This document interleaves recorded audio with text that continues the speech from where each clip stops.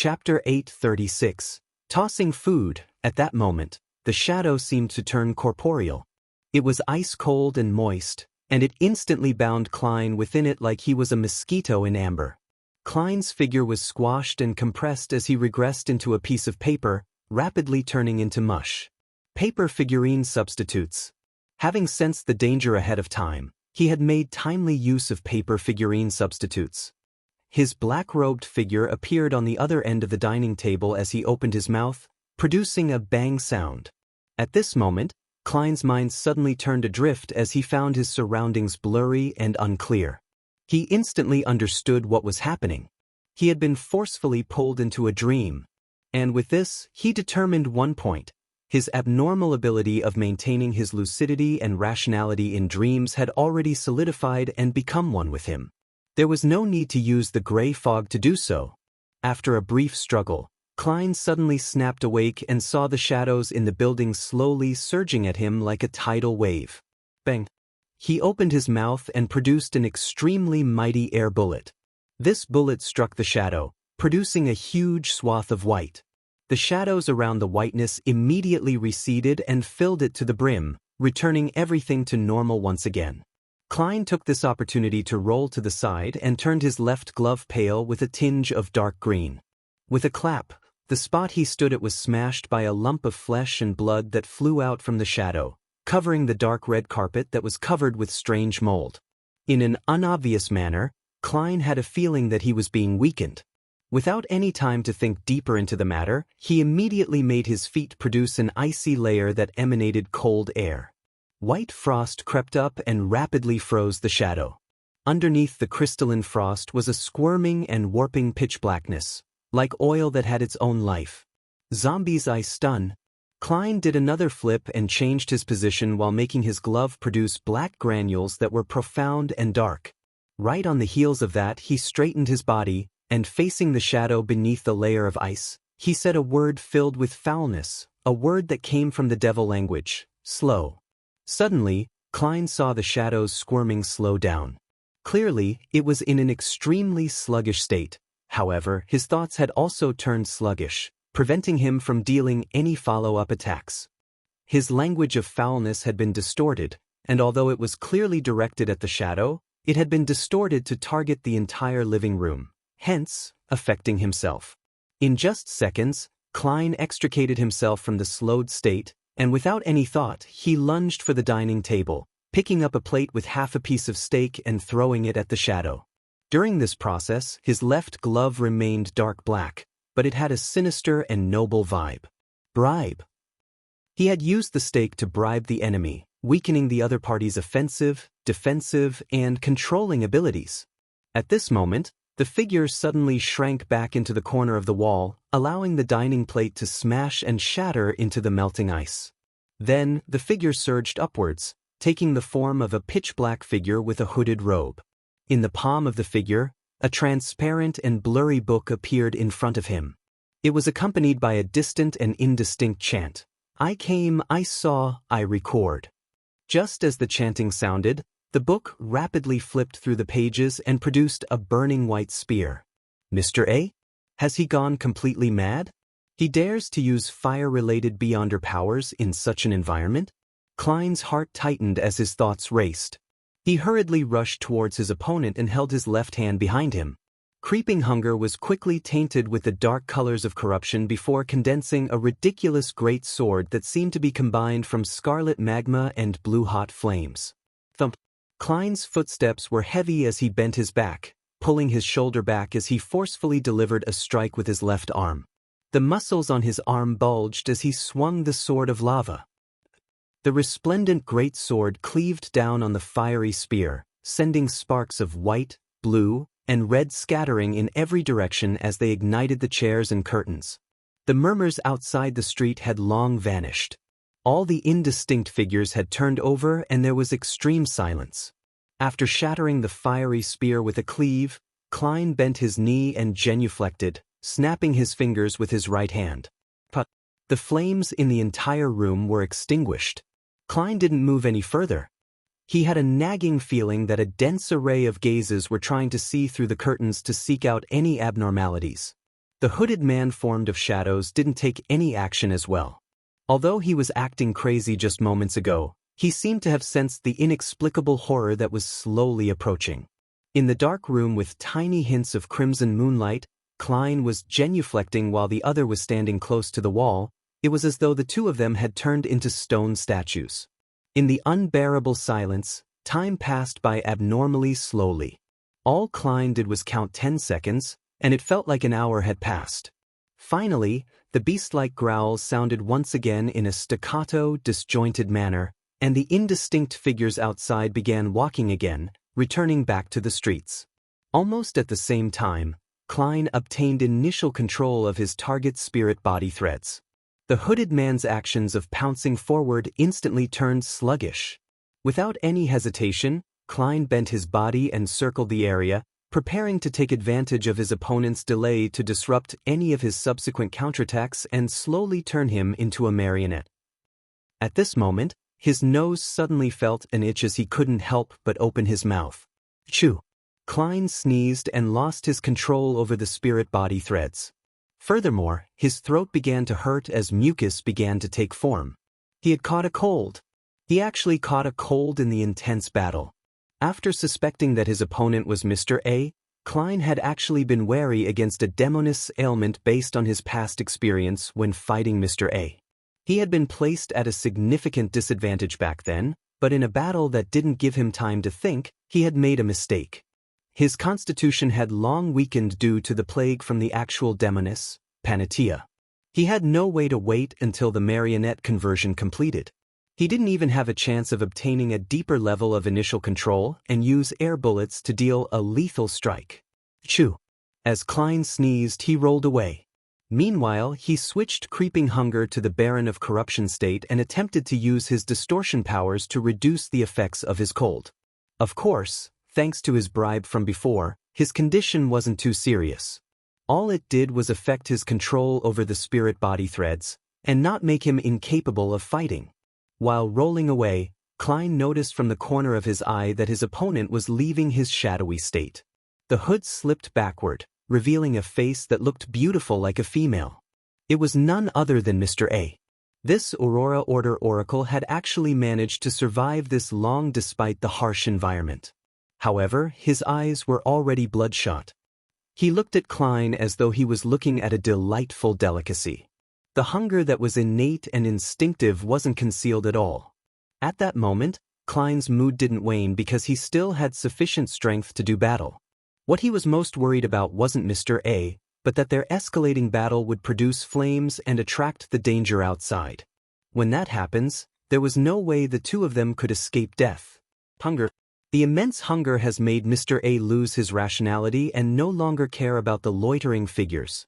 If I can slightly alleviate his hunger, he should stop attacking and patiently wait until the crimson moon is once again hidden by the fog. Give him some food. As his thoughts raced, Klein nearly sliced off a piece of his flesh to throw at Mr. A. Thankfully, he thought of something in the nick of time. He had food on him. They were the dried mushrooms that Frank Lee had produced. It was said to be a crossbreed between beef and the flesh of a rose bishop. As long as there was fish and water, it could keep reproducing. As this was a new species in a subtle sense, making it not directly related to a rose bishop, Klein had placed it with herbal powders he often used like slumber flower, without removing them. He wasn't afraid that it would trigger any anomalies within the core seal behind Cheney's gate. Achoo! With another sneeze and another roll, Klein had taken out the dried mushroom and thrown it at Mr. A. Perhaps the smell of beef had attracted him, or perhaps it was the mutual sense shared between rose bishops. Mr. A immediately stopped attempting to flip through his illusory book. As he caught the mushroom, he stuffed it into his mouth, chewed and swallowed it. The hunger pangs that were written in his eyes gradually lessened, but the way he looked at Klein remained the same. Klein threw the remaining dried mushrooms at Mr. A, who caught them. Without any hesitation, he cleanly ate them. His vision finally turned for the better. Glancing at the indistinct figures loitering outside the windows, he stepped back into a corner, fusing into the shadows. Klein heaved a sigh of relief and retreated to another corner of the wall. Mr. A actually isn't dead. I have to say that in such an environment, a rose bishop's abilities can provide immense help. Just using the stored flesh and eating himself can make him last quite long. Of course, the fact that Mr. A hasn't been killed by Lady Despair Panatia implies his strength. However, the demigod-level powers he recorded must have been used up. As Klein thought, he deliberated over his words, wishing to sound out Mr. A for more information. "Have you found any clues on how to leave?"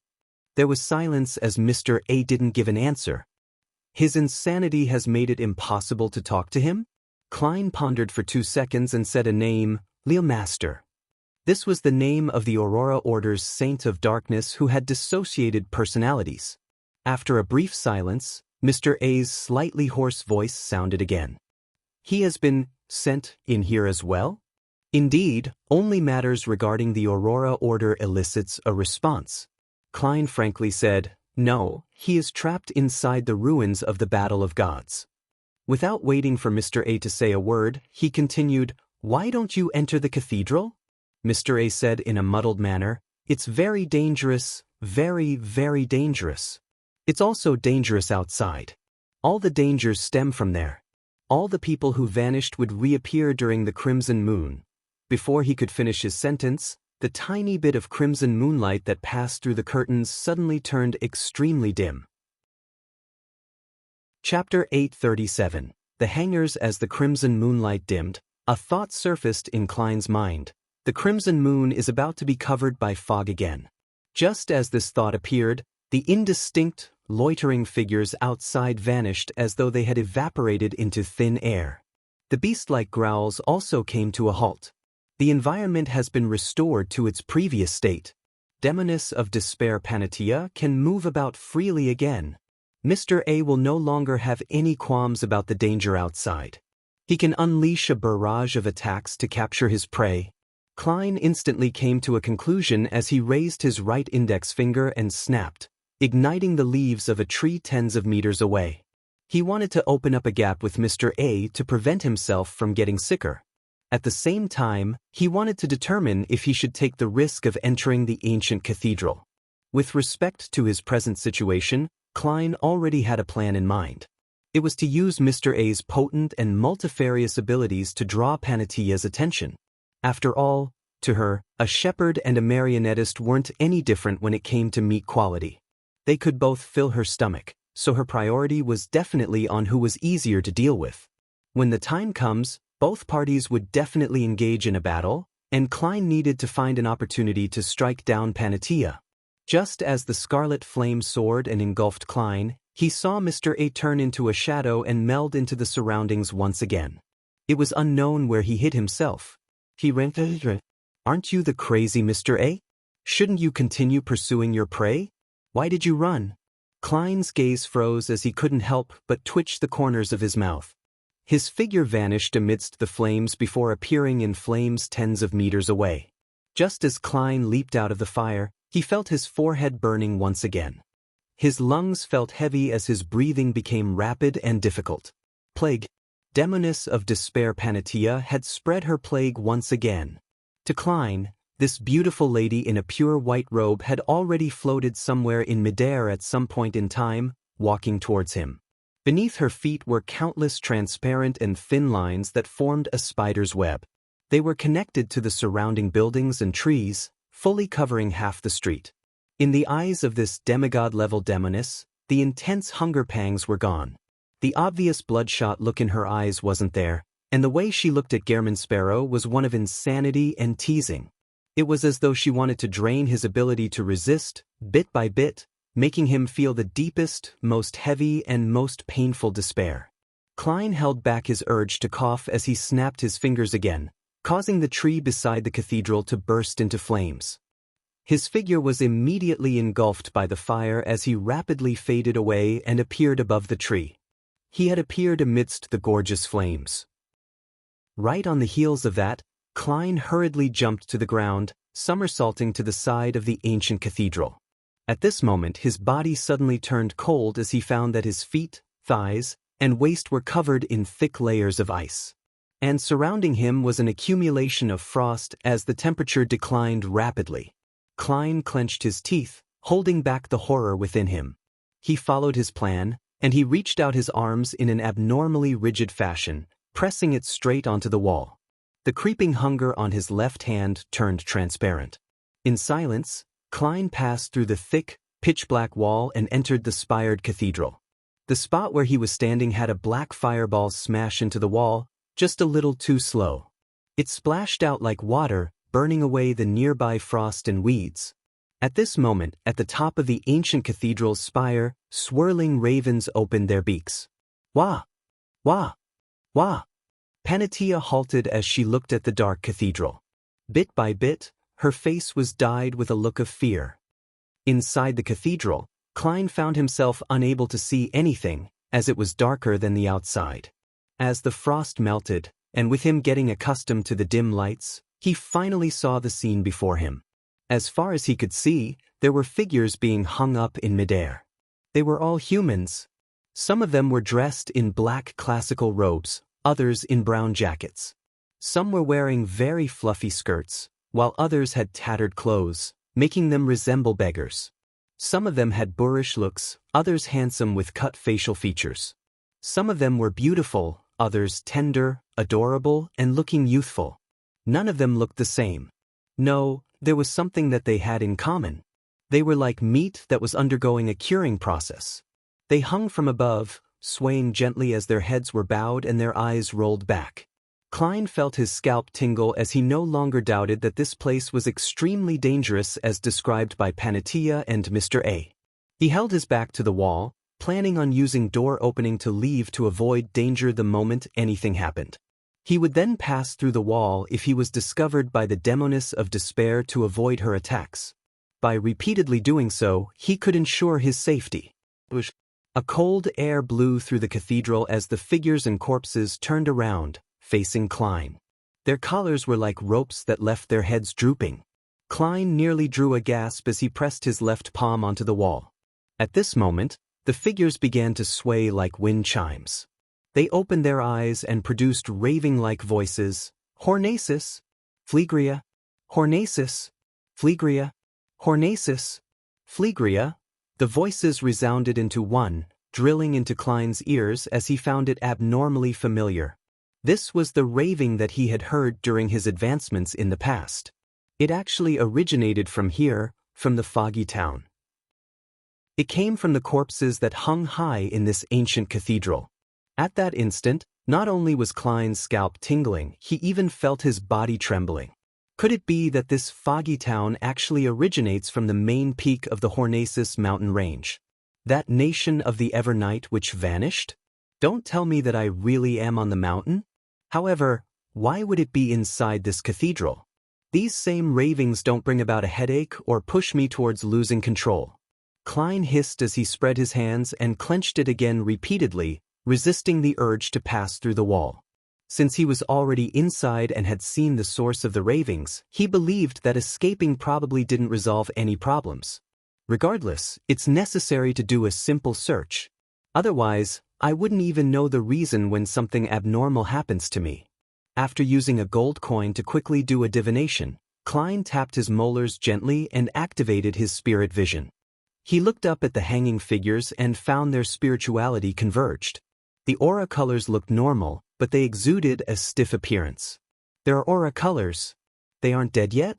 Klein frowned slightly and deactivated his spirit vision. Right on the heels of that, he tapped his left thumb on the first segment of his index finger, planning to observe the spirit body threads. Upon sweeping his gaze across, Klein's pupils dilated because the spirit body threads of the swaying figures looked extremely special.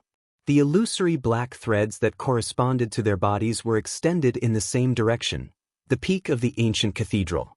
There wasn't a single exception. In Klein's vision, they were like corpses being hung up by their spirit body threads. Before Klein could figure out what all of this meant, he caught a scene from the corner of his eye. His spirit body threads were automatically reaching upwards to the peak of the cathedral, to the source that hung up those figures. This was the first time Klein saw spirit body threads moving autonomously. It was as though they were metals that had come into contact with magnets. They floated upwards uncontrollably, and the fastest thread had already reached its destination. Klein didn't dare imagine the outcome if all his spirit-body threads gathered up above. He suspected that he too would become a piece of cured meat that would be hung up to be dehydrated, producing the ravings of Hornesis. Phlegria, along with the wind. For most Beyonders, they could only consider leaving the cathedral in a bid to sever the process of having their spirit-body threads attracted, but Klein was different. He was a marionettist. Quickly, he controlled his spirit-body threads and pulled them thread by thread. After nearly 30 seconds, Klein finally completed this task. However, his spirit-body threads continued floating upwards. He had to constantly pay attention and resist this upward drift. This is one of the dangers lurking inside the cathedral? Klein slowly drew a breath as he no longer leaned close to the walls. Step by step, he ventured deep into the cathedral. Above him, the figures swayed as though they were watching him. After proceeding nearly 30 meters, Klein finally saw something different. It was the pitch-black altar of the cathedral. On the altar was a stone statue. Klein identified the statue when he took a few more steps. It was in the shape of a female human. However, her hips and ribs had two beast legs growing out from each one of them. These limbs were covered in short, thick, and firm black fur. In addition, the statue was surrounded with black bands that seemed to reach out like tentacles. At the statue's feet, there were souls sleeping as though they were holding her up on a pedestal. Klein shifted his gaze and looked at the statue's head and saw a beautiful face. Klein's gaze froze. That face wasn't unfamiliar to him, because he had been sent in here by that entity. This stone statue's appearance was identical to their racer, Angel under St. Samuel Cathedral. She is actually related to this place? That's right. The people she erased are sent here, so it would be odd if she's not connected to this place. What's the connection between her and the fourth epic's nation of the Evernight on the Hornesis mountain range? That mother of the sky? But if that's the case, why would she be working for the church? Furthermore, such an image does have its resemblance to the demonic wolf that little son mentioned. Many thoughts instantly surfaced in Klein's mind. During this process, he slowly shifted his gaze away in another direction, in the hopes of finding any possible clues. A few seconds later, Klein discovered a figure. It wasn't hung in midair but was seated diagonally behind the statue. Chapter 838. Seen from the historical void, the figure sitting diagonally behind the statue was an elder in a black robe. He wore a hood and his head was bowed with his eyes closed. By his mouth was a thick, long and white beard. It was as though he hadn't had it trimmed for years, preventing anyone from telling what he originally looked like. And in Klein's eyes, this hoary elder was even more bizarre than the figures hanging in midair. After his spirit-body threads extended out from his body, it didn't drift up to the spot which seemed to hide magnets. Instead, they coiled around his body and back on themselves, making the source and destination one and the same. Ordinary spirit-body threads stemmed from inside a spirit body, extended outwards in different directions into infinity. As for the figures that hung from above, the sources of their spirit-body threads was no different. The destination which they extended out to was gathered at the top of the cathedral. Thus, it was obvious that there was something wrong about it. This is the reason why he hasn't been hung up? Or should I say, this is how he avoids the danger inside the cathedral? As Klein controlled his spirit-body threads to resist the continuous upward drift, he silently muttered and guessed at the reason. Suddenly, he saw a pair of eyes, a pair of pitch-black eyes that looked like an unlit water surface. The elder sitting behind the statue opened his eyes. He was still alive. Klein subconsciously took a step back as he bent his back slightly, holding out his left palm in front of him. Amidst indescribable silence and anxiety, he saw the hoary elder's eyes move slightly, open his mouth slightly, and speak in a muffled manner. Finally, another seer has come here. Another? Beyonders from the seer pathway have entered this cathedral? That's right. Apart from Eraser Angel's erasing of people, sending them to this foggy town, and those who vanished in the night at the Battle of God ruins would also appear here. Amongst them, there might be a few seer pathway beyonders who attempted to seek out mermaids in those waters, or had successfully advanced and were looking to leave. Seeing that the other party had no intention of immediately attacking him and had the intention to converse with him, he forcefully composed himself and said after some thought, "Why do you say that?" The hooded elder with black eyes and white beard didn't immediately reply as he asked with a muffled voice, "Do you wish to escape? I can tell you how." Klein wasn't moved as he immediately asked, "Then why are you still here?" Since the method to escaping this foggy town was known, why would one stay inside such a dangerous cathedral? The elder drooped his head and chuckled in a throaty manner. "It's because I've died long ago." The hair on Klein's back stood on end as he broke out into a cold sweat. He was speechless. He could tell that the elder wasn't an existence in the form of a soul. Seeing no response, the elder slowly lifted his head and swept his glance at Klein in his Gehrman Sparrow appearance. "I've used special Beyonder powers to seek out the void in this world's history and fate. I sliced off a portion of my projection and left it here. It has been maintained to this day. As for my body and my spirit, they have long died and dissipated. This is such a fascinating power." Klein was unable to verify the claim, so all he could do was ask, "Then why are you giving guidance on how to escape to seers who enter?" The elder's voice remained muffled. "After you open the door, the history and fate in here will experience a change. The projection I sliced will also vanish, and when the time comes, you will see an urn of ashes. I only wish that they could be scattered in the Srenzo River near Intis's capital, Trier. That is my hometown, the place where I was born. Do you know the place I'm referring to? I've no idea how much time has passed in the real world." "He's been imprisoned for at least a century?" Klein frankly replied, "They still exist." "Excellent," the elder said with a nod, his throat apparently filled with phlegm. Although Klein didn't fully trust the person before him, he believed that knowing more made it beneficial for him to make a judgment. Hence, he decided not to waste any time, for fear of being interrupted again. "Then, how should I escape?" The elder remained sitting in his spot and said without any obvious movement, "See that wall behind the statue? Do you see an inset?" Klein actually didn't wish to follow his instructions. After all, he had been led by Panatia to do so, resulting in him seeing her incomplete mythical creature form and hence, suffered from shock and damage. However, he had previously planned on surveying the surroundings in search of clues. Therefore, he ultimately carefully shifted his gaze to look at the wall behind the statue. Engraved on it were short and ancient symbols, but there was an empty spot in the middle, preventing it from being connected as one. The blank area was the size of 2 palms and was obviously indented. It was as though someone had dug away a brick on its surface. As long as you find the corresponding obsidian rock and insert it, this wall will tentatively be released from a concealed and secret state. It will showcase illusory colors. When the time comes, I'll tell you of a complicated special symbol. It will be the key to opening the door on the wall, allowing you to escape. The elder didn't turn his head as he looked straight ahead and spoke in detail. A complicated special symbol.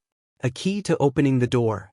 Klein listened to the ravings of Hornacis, Phlegria, resound with the wind behind him as a symbol suddenly came to mind. It was the vertical eye formed from many secret symbols. It was the information that the Antigonus family's notebook had passed to him by corrupting the misfortune cloth puppet. And the Antigonus family appeared to have a deep connection with the nation of the Evernight on the main peak of the Hornacis mountain range. Could this be the so-called key? Klein retracted his gaze in a calm manner as he asked, "Why did all the seers from before fail?" The elder chuckled and said, "Some of them are as naggy as you are, failing to leave this cathedral before the crimson moon turned clear. They ended up being hung up. It's the case for that fellow who gave himself a handsome face. Likewise for the lady with flawless features." Klein was nearly rendered speechless by the elder's jibe. However, he also learned something. The danger inside the cathedral would greatly increase once the crimson moon turned clear.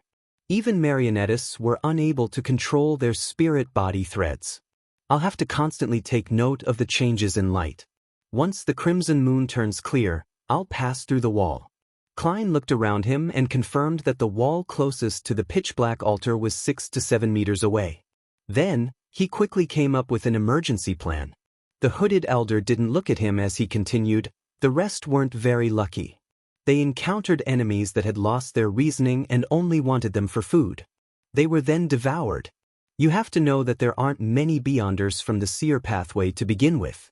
The ones that can become marionettists are even fewer. The number that can come in here due to various reasons are only a handful. Of course, there are a lot more that were attracted and enticed in here, but it was difficult for them to come all the way here as they—" He didn't finish his sentence as he slowly looked up and glanced at the top of the ancient cathedral. He then said with a muffled voice, "Their outcomes were equally tragic." "What do you mean?" "If I didn't attempt to steal the notebook, I would have to rely on the ravings from these hanging corpses inside this cathedral and climb up the main peak of the Hornacis mountain range to seek out the Antigonus family's treasure. Will I be considered as one of those that got attracted or enticed? It's difficult to come in here, and the outcome would be equally tragic?" Klein's mind stirred as he began suspecting that the so-called treasure of the Antigonus family was nothing but a trap based on the dilapidated palace and translucent worms he had previously seen from his divinations. He didn't bother asking in more detail as he tried to sound out more important information. "Do you know where that obsidian rock is?" The elder chuckled. "It's in the hands of that demoness of despair." Demoness of despair. So Panatia really is a demoness of despair. Klein had previously addressed Panatia inwardly as such, but that was because he knew that she was called Lady Despair, as well as him being certain that she was a demoness. Hence, he had simplified the two tidbits of information and given her such a nickname. He never expected that the sequence 4 of the demoness pathway was Demoness of Despair. That will be very difficult for me to obtain that obsidian rock. She's a true demigod. Klein didn't conceal the difficult position he was placed in as he waited to see if the elder had any suggestions. The elder shook his head and said, "I'm a person who is long dead. There's very little help I can provide." Didn't you have a marionette when you came in?" "Yes, but it has already been eaten by the demoness of despair," Klein replied in a seemingly calm manner. The elder sighed and chuckled. "I can help you summon him from the history of this world." Just as he said that, Klein saw lines quickly outline themselves beside him, drawing out Admiral of Blood Senior in his triangular hat and dark red coat. Furthermore, the spirit body threads were still under his control. Klein's pupils immediately constricted as he heard the hooded elder add, "It can only be maintained for 30 minutes. Make good use of the time. I'll help you strengthen some of the connections, enhancing your control of the marionette. This way, you can let the marionette use your Beyonder powers, and also allow you to swap locations with him instantaneously. Haha, the controllable distance and traits of him looking alive will also be boosted."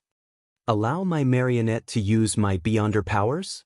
Doesn't this mean that I can use the powers of a faceless to make my marionette turn into another me? A perfect body double? This is a demigod of the seer pathway? This is one of the powers of a Bizarro sorcerer? The enemy never knows if the one killed is the real Bizarro sorcerer?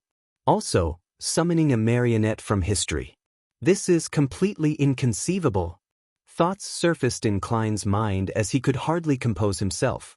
The elder looked up and glanced at him before continuing, "Give me a paper figurine."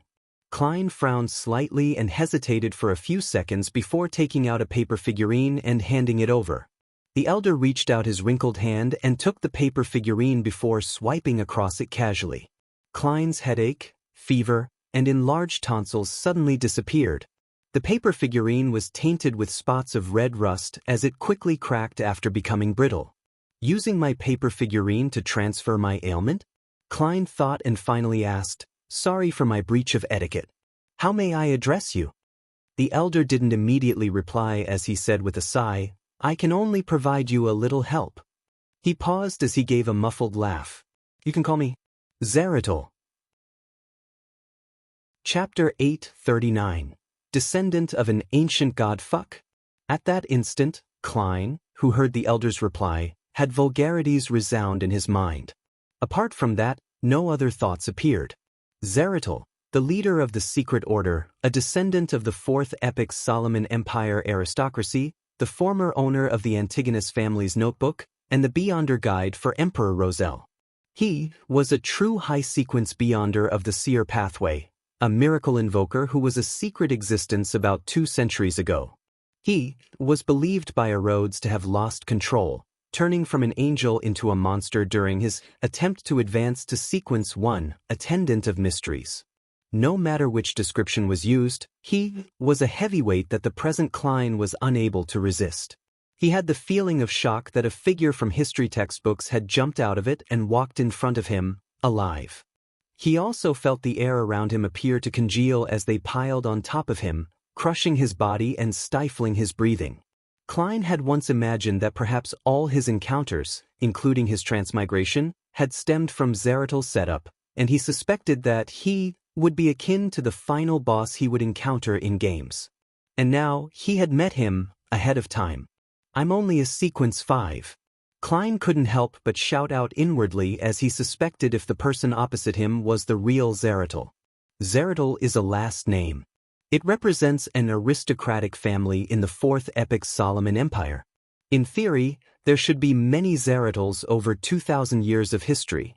Perhaps the one in Roselle's diary is the grandfather, father, brother, or son of that secret order's leader. Also, he mentioned that he has been dead for years, while Rhodes and Will Septon have testified that the secret order's leader, Zeratl, is still alive. He has just lost control and turned into a monster, turning extremely crazy. Klein tried to convince himself that the situation might not be as terrible as he imagined. This quickly calmed him down as he began to carefully contemplate. The beyonder powers that this Zeratl showcased doesn't seem like much, but all of them exceed the realm of normalcy. It's even more so for those that's related to history and fate. He's definitely not only a bizarro sorcerer. He might even be a Sequence 3 or Sequence 2. And this pathway's angels are few to begin with. This place is intricately tied with the nation of the Evernight, which disappeared from the main peak of the Hornacis mountain range, and it produces the ravings that reach the ears of low and mid-sequence beyonders of the seer pathway. Back then, the secret order's leader, Zeratl, had fewer appearances after he obtained the Antigonus family's notebook via Emperor Roselle. It's unknown what he was plotting. Does this mean that I can believe he had come to the main peak of the Hornacis mountain range to seek out the treasure left behind by the Antigonus family based on the notebook and obtain the corresponding potion formula and ingredients of Sequence 1 Attendant of Mysteries? In the world of mysticism, repeated coincidences usually imply problems and a confirmation. If it is that Zeratl, could it be that splitting himself to store himself inside the foggy town is the reason that caused his ultimate loss of control? As for being long dead, there's an even more reasonable explanation. The secret order leader, Zeratl, had said so himself. What is a miracle? A miracle is to be resurrected from the dead. And he was already a miracle invoker. As Klein's mind churned, the hoary elder who claimed to be Zeratl chuckled. "From your reaction, you seem to know me?" Klein quickly probed. "I've heard of this last name. I once met Queen Mystic and learned of the secret order from her, and also know of its leader." The elder nodded gently without giving any confirmation or denial. He smiled and vaguely asked, "What other help do you need?" Klein recalled the beyonder powers he had showcased and said after some hesitation, "Are you able to summon a fish from the outside world from this concealed world's history? It's okay if it has already been turned into food." From his point of view, it wasn't an impossibility. After all, most people that entered the town had come from Sonia C's easternmost front, the ruins of the Battle of Gods. Perhaps some fish that had been reared there had been brought in. They could be used to be stored as food and also used to observe the changes in the environment. There could also be explorers who vanished from not being able to sleep in time when night came after eating their fill of fish. It wasn't unreasonable that fish meat could be found in the history of the foggy town. Zeratl raised his head and looked at Klein. He didn't immediately give him an answer. After a few seconds, he leveled his gaze and said indistinctly, "Yes." Just as he said that, a blob made up of ground fish meat appeared in Admiral of Blood Seigneur's hands. It can only be maintained for 45 minutes. Once it's over, it's as though one has never eaten it before, Zeratl added. That actually worked. Klein increasingly found the high-sequence beyonder powers of the seer pathway to really be bizarre and terrifying. He had planned on saying that he didn't need any help, but considering how Zeratul was well known to be deceitful, with everything he said and did being questionable, he felt that he needed to make some preparations. Amidst his thoughts, Klein decided to appear a little greedy to lower Zeratul's appraisal of him and believed that he could easily lead him to do his bidding. After letting his marionette put away the fish meat, his eyes rolled a little as he indiscernibly drew a breath and said, "I still need the Bizarro Sorcerer Potion formula." Zeratul didn't change his posture as he fell silent for a few seconds. He then said with a chuckle, "No problem. As long as you trust that I'll give you a real formula. After you return with the obsidian rock, I'll hand over both the Bizarro Sorcerer Potion formula and the symbol needed for opening the door to you. Sigh, that isn't something that I need to care about. All that matters is that you scatter my ashes back into the river in my hometown." After Klein listened in silence, he couldn't help but ask, "You have a very high level. The ashes you leave behind will contaminate the river and create countless monsters." Zeratul laughed upon hearing that. "Very meticulous. However, there's nothing special about my ashes. I've lost them long ago." As he spoke, he looked up again and glanced at the peak of the ancient cathedral. He's hinting that his beyonder characteristics and body specialness had been absorbed by the magnet above? Klein pondered over Zeratul's meaning as he pressed on matters regarding his beyonder pathway. "What's the sequence 3 potion name after Bizarro Sorcerer?" Zeratul's beard moved slightly as he said, Scholar of Yore. Although it sounds like a relic that's already dead and dug out from a tome, Zeratul has repeatedly mentioned history. The corresponding beyonder powers are fascinating. Klein thought in glee as he asked again, "Then what's the corresponding sequence 0? Zeratul lifted his head again and glanced at him. Finally, he chuckled and said, "You will likely know when you open the door to escape. I hate people like you, saying things midway, often just smiling without giving an answer." Klein immediately understood the feeling Emperor Roselle once had as he turned his gaze to the statue beside him and asked, "Who is this?" Zeratul's head didn't turn as he said in a muffled manner, "She is a descendant of an ancient god. A descendant of an ancient god. A descendant of annihilation demonic wolf Phlegria? This ancient god seems to wield the authority of Evernight. His descendant established the nation of the Evernight?" Before Klein could ask a question, he heard Zeratul chuckle and say, "She also has a brother that you wouldn't be unfamiliar with." "Who is it?" Klein tried hard to recall who, but he couldn't find an answer. Zeratul chuckled. He gave himself a new last name. Antigonus. Antigonus. Nation of the Evernight. Hornaces. Phlegria. Klein's eyes lit up slightly as he pieced together the fragmented pieces of information. It's very easy to understand the Church of Evernight destroying the nation of the Evernight, as it's a battle of authorities. However, to completely eradicate the Antigonus family for having inherited the seer beyonder paths of the divine doesn't make sense. There's no need to go that far. After all, the pathways that can be interchanged with the sleepless pathway are the death and giant pathways. Furthermore, Klein was still puzzled to this day. Why would the Antigonus family place their treasure on the main peak of the Hornaces mountain range? Why did they trust the people of the nation of the Evernight that much? Now, he finally understood something. Just as Klein was about to ask more questions, he suddenly saw the crimson moonlight shining in from the cathedral's windows brighten. It drew out shadows of the corpses hanging in midair. The crimson moon has turned clear. Klein's heart tightened. Without any additional thoughts, he followed his emergency plans by raising his right hand. Snapping his fingers, he lit a candle by the wall that was a distance away from him. At the same time, he got Senor to possess him as he leaped out, somersaulting in the process before arriving at the wall closest to the outside.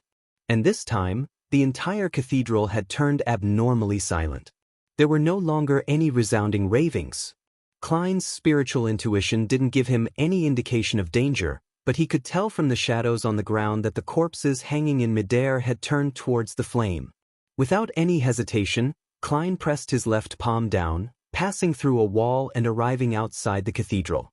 Then, without even daring to even raise his head, he borrowed the driving force of a wraith to tumble and run towards the nearest building. The distance from wall to wall was only about 10 meters.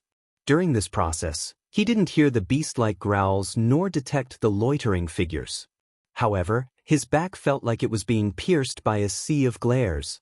In just a second, Klein had appeared outside the building. Pressing down with his palms, he passed through the wall.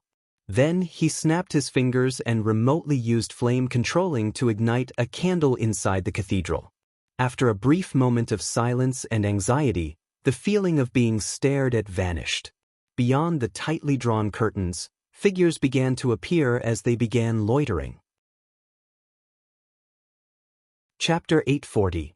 Using his advantage with all the abnormalities vanishing, Klein heaved a slight sigh of relief. He began to observe his surroundings. Then, he selected a shadowy spot that wasn't too dark due to the faint moonlight. This was to prevent himself from suffering any sudden attacks. And the few seconds from before had made him come up with a theory about the faint figures and beast-like growls. They were previously corpses that were hung inside the cathedral, producing the ravings of Hornaces. Flegria.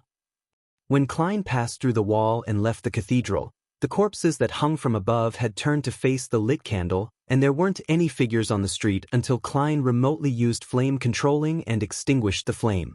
Everything was the same as before.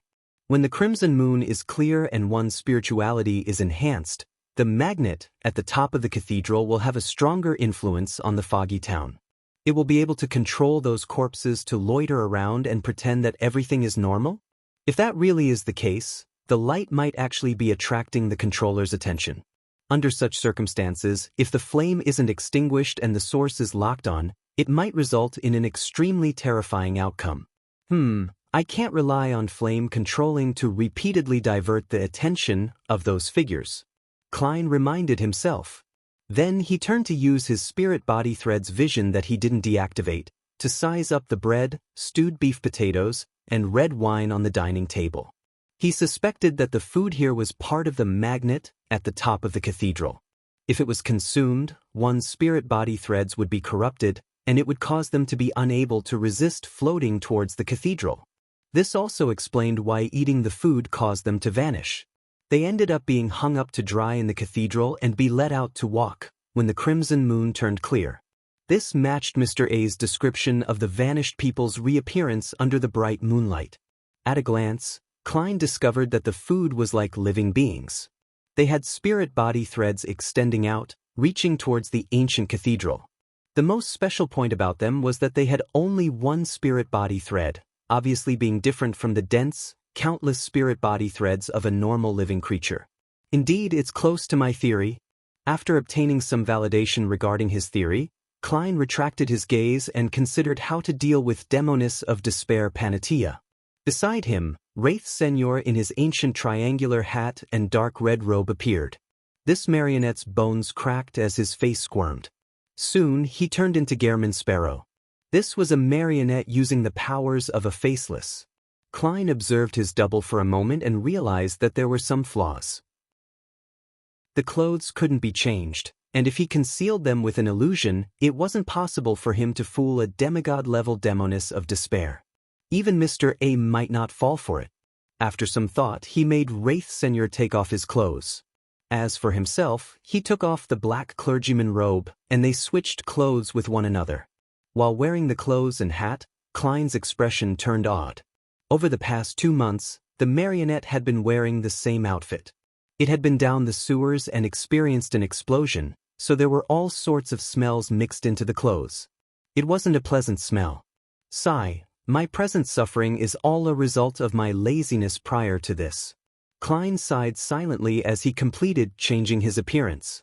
He had turned into Gehrman Sparrow dressed as a pirate captain.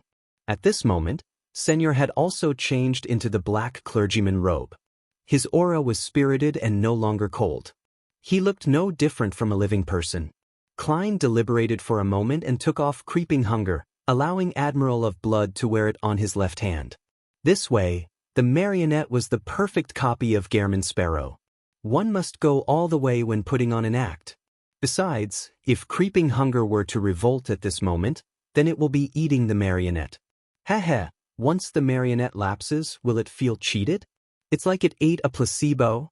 As Klein got Senor to get used to his state and take away the fish meat, he seriously began formulating plans.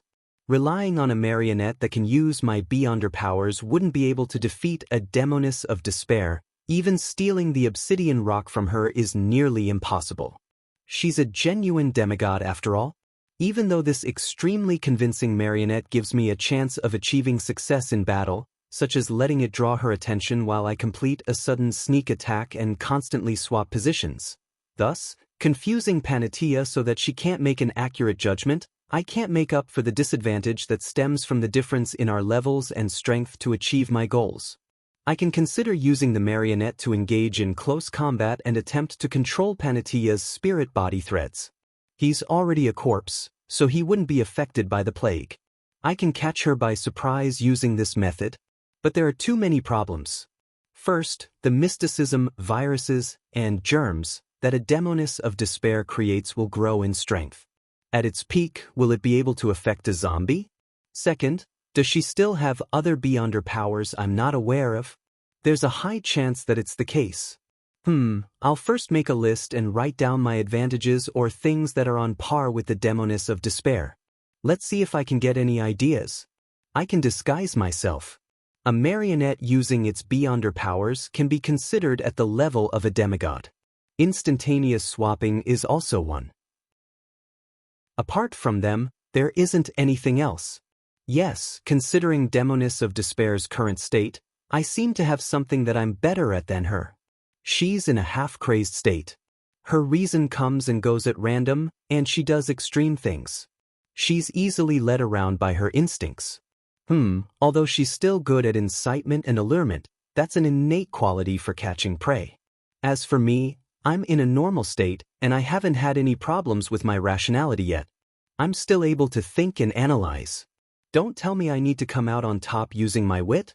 An idea came to Klein as he gradually formulated a new train of thought and plans. Why must I fight demoness of despair Panatia to the death at this moment? She definitely yearns to escape this foggy town. Deep down in her heart, this will be something that beats her instinctive need to eat. Furthermore, she's still full at the moment. I can try to cooperate with her. She can provide that obsidian rock, and I'll draw the special and secret symbol, putting together the conditions for opening the door. Besides, I'm not too sure about Zeradal. Who knows what schemes he might be up to? He might be secretly plotting something. By pulling a demoness of despair into this, it can effectively make the situation chaotic and restrain him in some way. Cooperation is a diplomatic choice, not a militaristic choice. The effects of an intact stand-in at the demigod level will definitely be better than directly engaging in battle. This is equivalent to me obtaining benefits from both sides. Klein rapidly made a decision. As he pondered on the details of him negotiating to cooperate, he patiently waited for the crimson moon to return behind the fog. After a while, the crimson moonlight that seeped through the dark-colored curtains dimmed. Klein immediately made his marionette pass through the wall and leave where he was hiding. Then, Senor walked onto the streets with the appearance of Gehrman Sparrow, walking straight towards the pitch-black cathedral. In about 10 seconds, Klein discovered that Senor was being affected by an ailment. To the dead, this was completely ineffective, but Klein could foresee that, with the passage of time, the ailment would worsen and turn stranger. It might even affect one's nerves and spirituality. This would make the zombie's actions turn stiff. In the end, even its knees would be unable to bend, making movement only being possible by hopping. Thankfully, I didn't choose to use the plan of letting my marionette control the spirit body threads.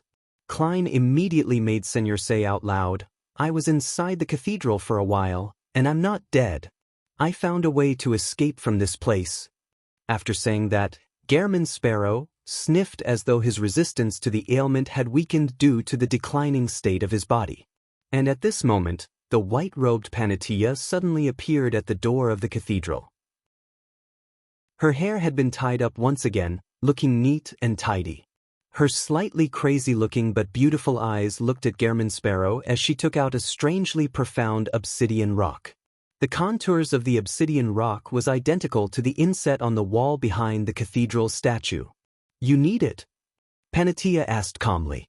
Klein discovered that the demoness of despair had dispelled her plague and ailment as he hurriedly made Senor nod. "Yes. As long as you place it in the correct location in the cathedral, and match it with a special symbol, we will be able to open a door that allows us to escape. I know that the cathedral's interior is very dangerous to you, but this is mainly a result of spirit-body threads. And as a marionettist, I can control spirit-body threads to prevent you from suffering the fate of being hung up." Panatia fell silent for a few seconds as she curled her lips. With a bright smile, she returned with a question, "Then, I'll become your marionette? Or you can stop helping me at the critical moment, making me turn into a loitering figure under the moon?" Klein was long prepared.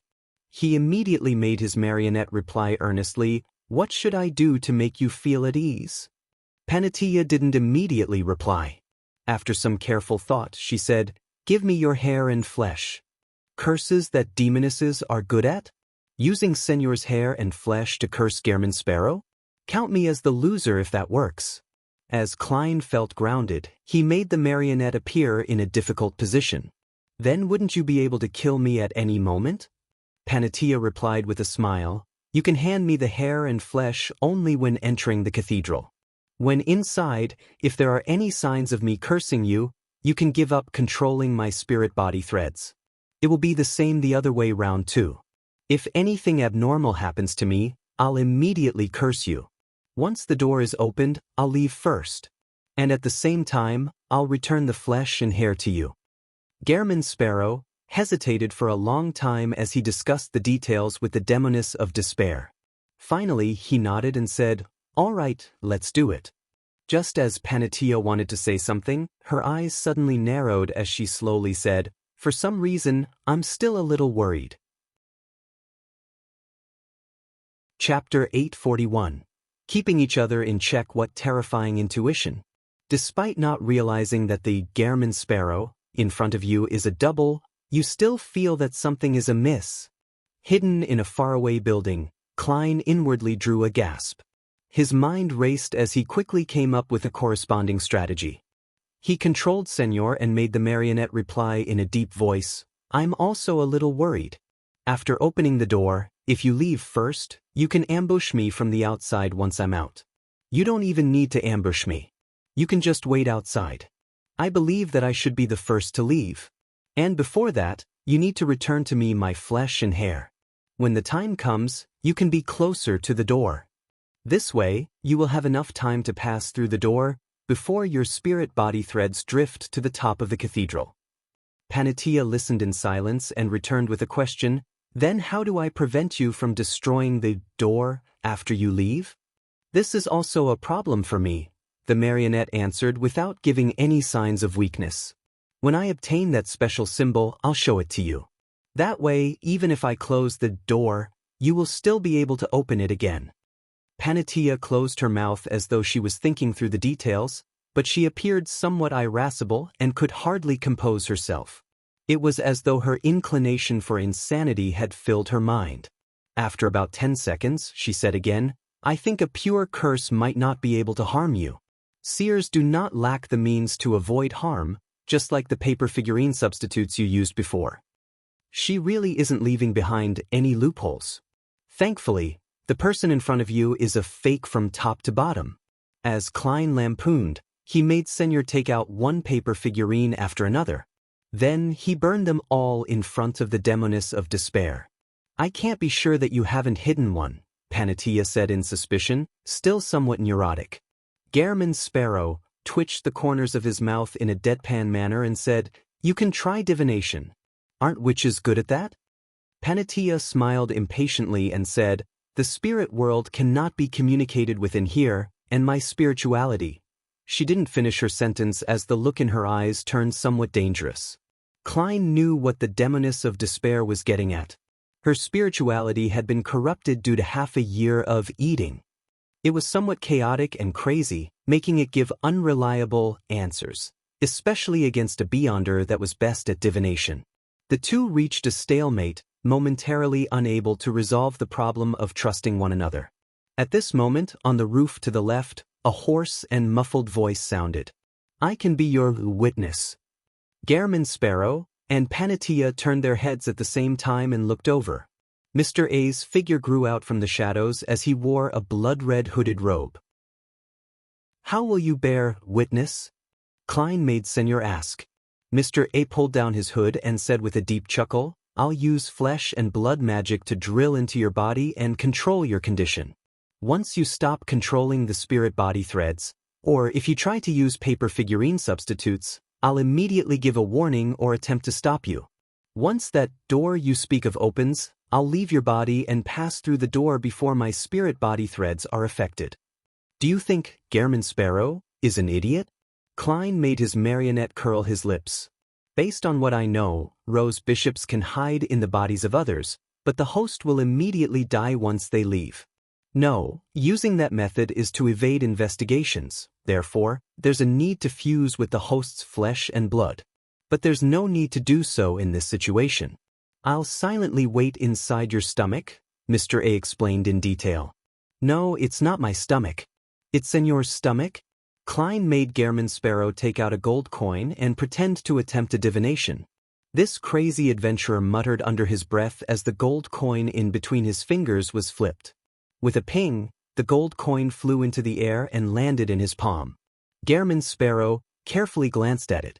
"From the looks of it, you aren't lying. However, you will have to leave my body before I show the special symbol to Lady Despair." If this wasn't done, Gairman Sparrow might end up being murdered by their collusion. After all, if Panatia obtained the door-opening symbol while wielding the obsidian rock, given enough time, she didn't need to worry about any anomalies with her spirit body threads. Then, she wouldn't need help from Gairman Sparrow at all. Mr. A's existence was only to prevent the use of paper figurine substitutes. However, Gairman Sparrow didn't need to be too worried if Mr. A came out ahead of time. He wasn't even afraid that Panatia would lose decorum after knowing the door-opening symbol, because if that happened, he could rely on paper figurine substitutes to avoid certain death. On the other hand, Panatia wouldn't carry out a pursuit in the cathedral. This was because she would end up being hung up with the passage of time. Hence, she needed to seize the opportunity to escape immediately.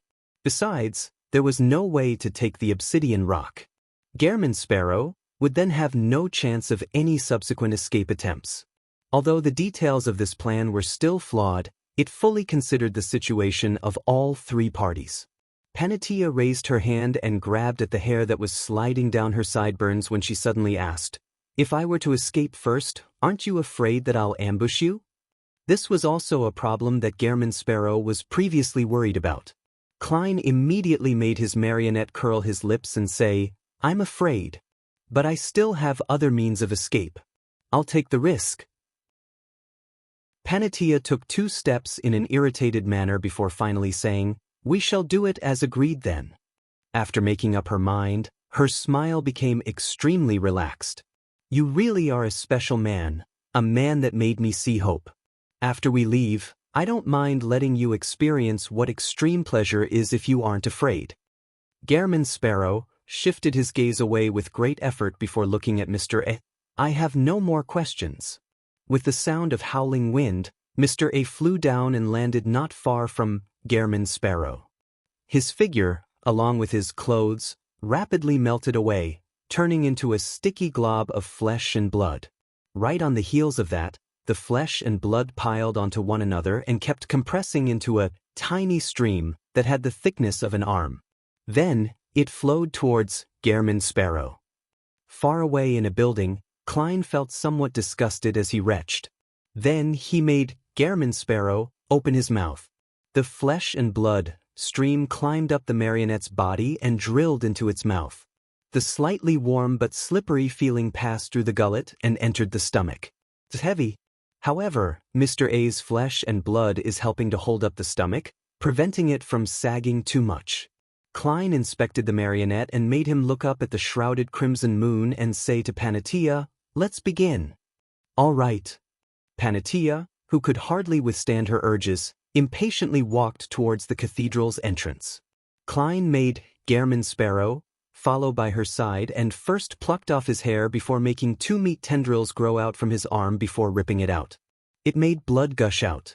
If someone very familiar with me were here, they would definitely notice a problem because I can't deal harm to my own body so decisively. Perhaps in the eyes of others, the crazy adventurer, Gehrman Sparrow, can probably do such a deed easily. As Klein noticed a problem and gained experience from his conclusion, he made the marionette pass through the ajar main door of the ancient cathedral.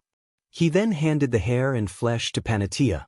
Panatia slowed down her pace as she took out an ugly, palm-sized puppet and wiped the flesh over it and tied the hair around its thin neck.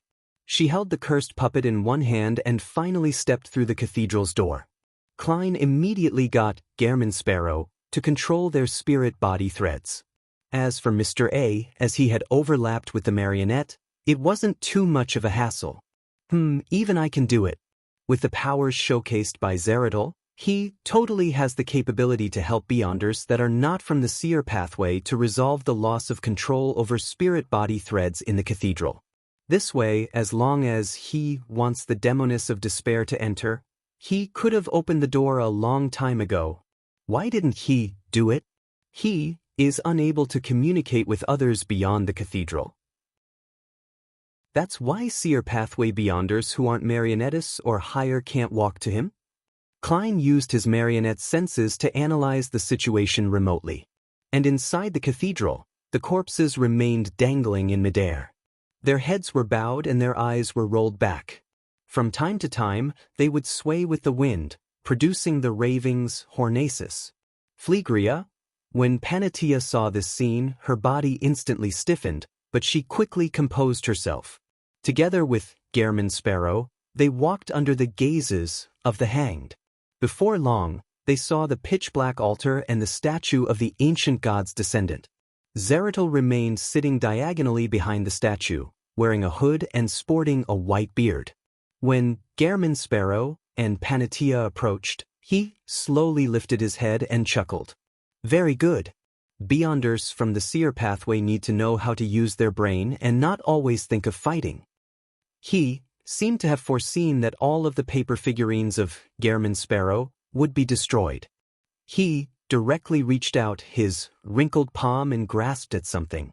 His grab pulled out a yellowish-brown goatskin and a quill filled with ink and a bottle of ink. This made Panatia involuntarily twitch her brows. Zeratul picked up the quill and scribbled words and symbols before rolling it up and handing it to Gehrman Sparrow. That's the door-opening symbol as well as the Bizarro Sorcerer Potion formula you want. They can only last for 45 minutes and cannot be taken out. Klein avoided the Demoness of Despair and unfolded the goatskin, allowing the potion formula and the door-opening symbol to appear before his eyes. Suddenly, his pupils constricted and nearly froze. The door-opening symbol and the symbol provided by the Antigonus family's notebook via the misfortune cloth puppet were mostly the same. It was a vertical eye made up of many mysterious labels.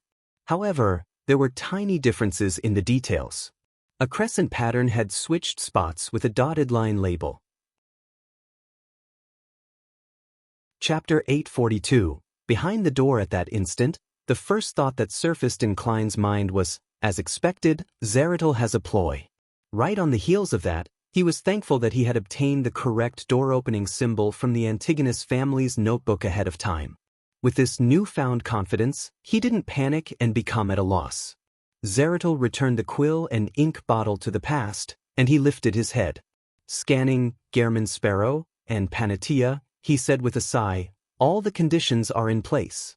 You can now open the door." Upon saying that, he fixed his gaze on Gehrman Sparrow and chuckled. "Don't forget to take my urn with you." Just as he said that, his entire body suddenly crumbled into countless points of light and scattered into the surroundings, fusing into the void. It was as though he had long rotted and turned to dust.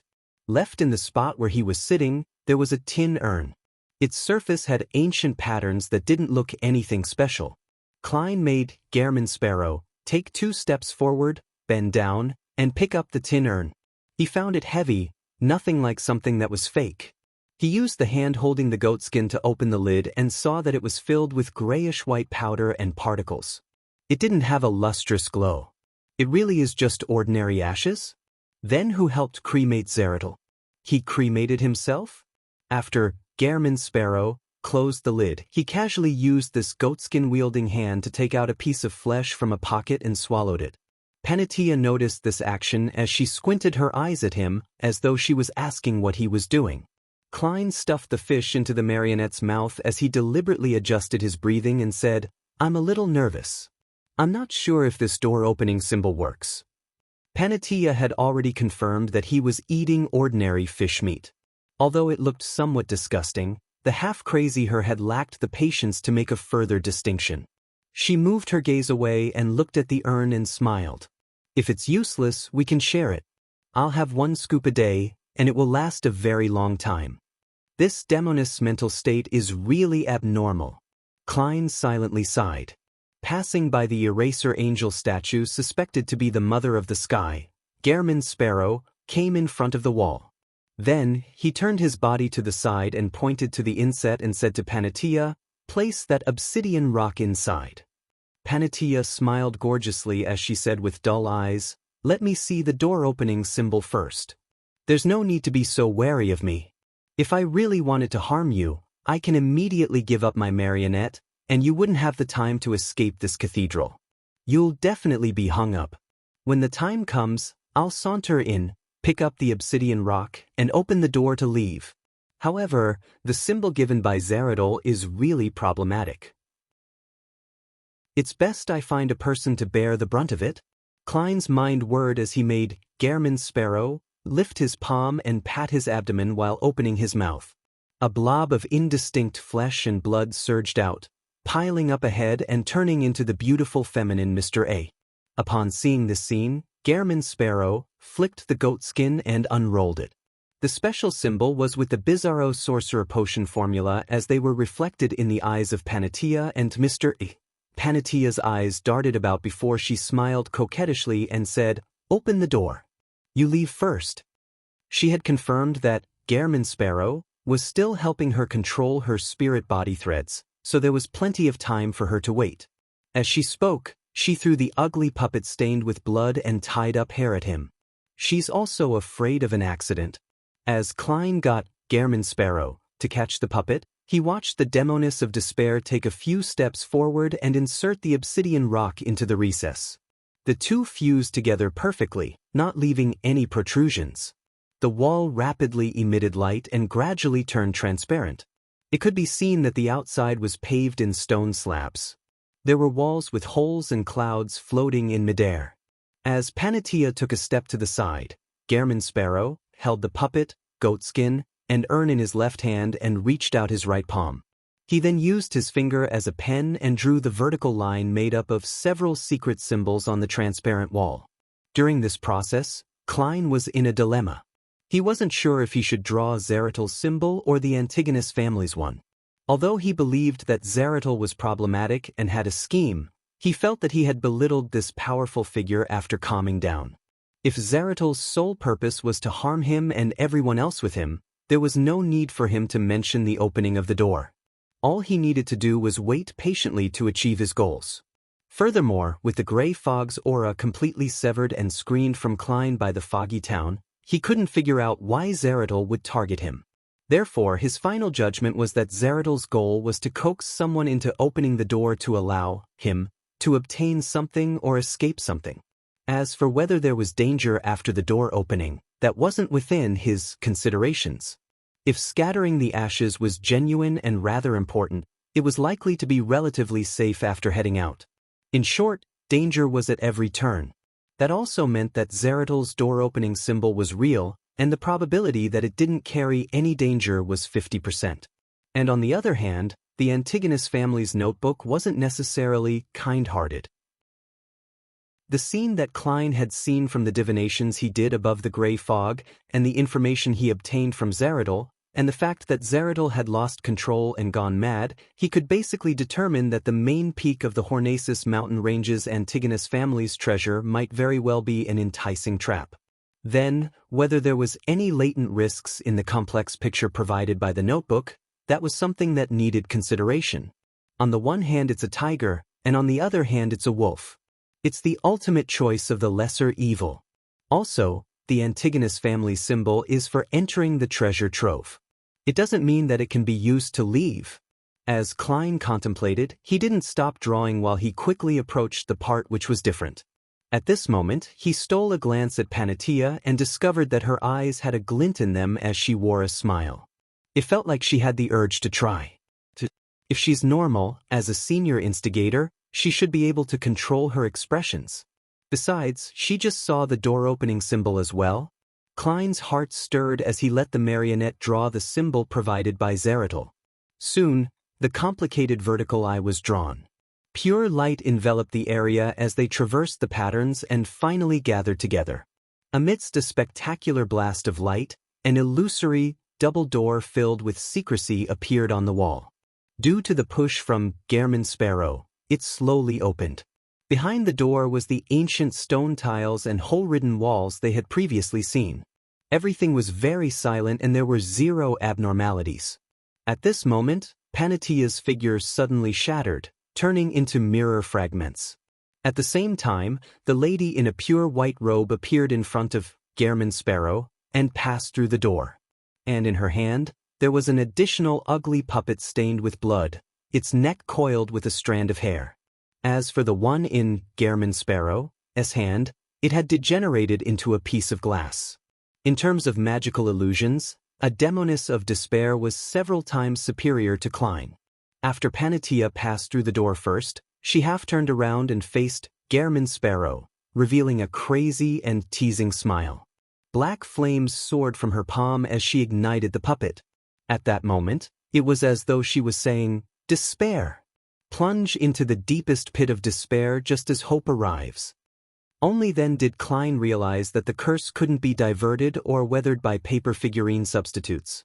Panatia immediately turned around, preparing to depart from the foggy town and the ancient cathedral, afraid that an accident would happen. At that moment, her eyes suddenly froze.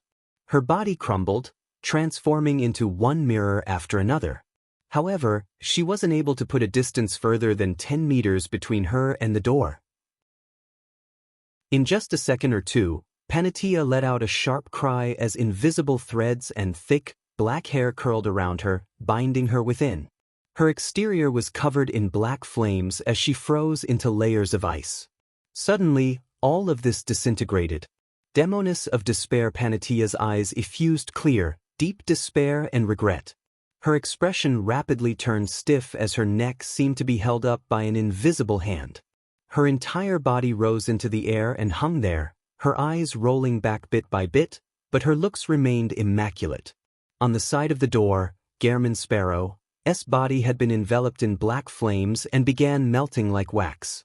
As for Mr. A, who had planned on flying through the door, he began retching, vomiting one fresh mushroom after another. His body began to sprout mushrooms as if a drizzle had just passed. Before Gehrman Sparrow lost his vision, the scene behind the door pulled close, presenting an empty foyer. No, it wasn't empty. Hanging in midair were even more corpses. They were of all ages and sexes. Some were dressed exquisitely, others gorgeously, ancient, or casually. These corpses were like the ones hanging in the cathedral. They all floated up as they came and went as though they were acting in a grand musical, accurately reflecting a musical of the daily lives and details a town should have. Klein saw that, behind these hanged corpses, there was a transparent and slimy tentacle. It was covered in complex patterns with secrecy hidden within. It was as though it could drive anyone crazy. Countless tentacles extended deep into the foyer, and there sat an ancient, huge stone chair. Its surface was inlaid with dull gold and gems. Klein tensed up as he didn't hesitate to close his eyes and cut his connection with the marionette. In his mind, the scene that he had seen from his previous divination surfaced. Seated on the huge chair were countless translucent maggots that clustered together. They squirmed slowly as they grew freely, extending out nearly invisible tentacles. And the final scene that was embedded in the marionette's vision was at the bottom of the ancient chair. A tarot card sat there silently. Its surface was also that of Roselle. The Emperor was wearing a gorgeous head accessory and colorful clothes. It held a stick with luggage hanging from it as though he was on a long trip. He had a visionary look, and beside him was a puppy. At the corner were shiny words, Sequence 0, The Fool. Chapter 843, Magical Mushroom, Sequence 0, The Fool. After discerning the words on the tarot card, Klein once again felt the same feeling he had when he heard Zeratul say his name. At that moment, he felt the strong call of destiny. He felt that everything had been arranged from the beginning, just like 0-08. He began to suspect that his original judgment, believing that the female beast tamer from the traveling circus that had visited Tingen and performed a tarot divination for him, wasn't an ordinary person. As his thoughts raced, Klein viewed it from another angle and came up with a new idea. Gradually, he stopped being that horrified, fearful, and depressed. Perhaps it wasn't a machination but the changes that I brought about myself. This is because of the ritual that resulted in my transmigration. I had a connection with the mysterious space above the gray fog. Fate would naturally be affected as a result. More precisely, as a visitor from another world, I never had my fate here. The current trajectory I've taken is a result of my character, the encounters of the original Klein, the influence of the gray fog, and the surrounding environment. The mysterious space above the gray fog is clearly strongly tied to the seer pathway. And this pathway's sequence 0 is the Fool. When projected into reality, and in front of a divination, I'll definitely get the Fool as my card. Similarly, this resulted in me later using the Fool as my name. Klein's mood calmed down bit by bit, believing that this was the most plausible explanation. Using Occam's razor to eliminate all presently unknown factors, I can still obtain a reasonable explanation. That means that it's quite likely to be the case.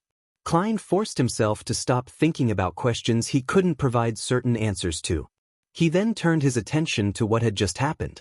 That huge chair and that cluster of translucent maggots were what I saw when I made a divination above the gray fog.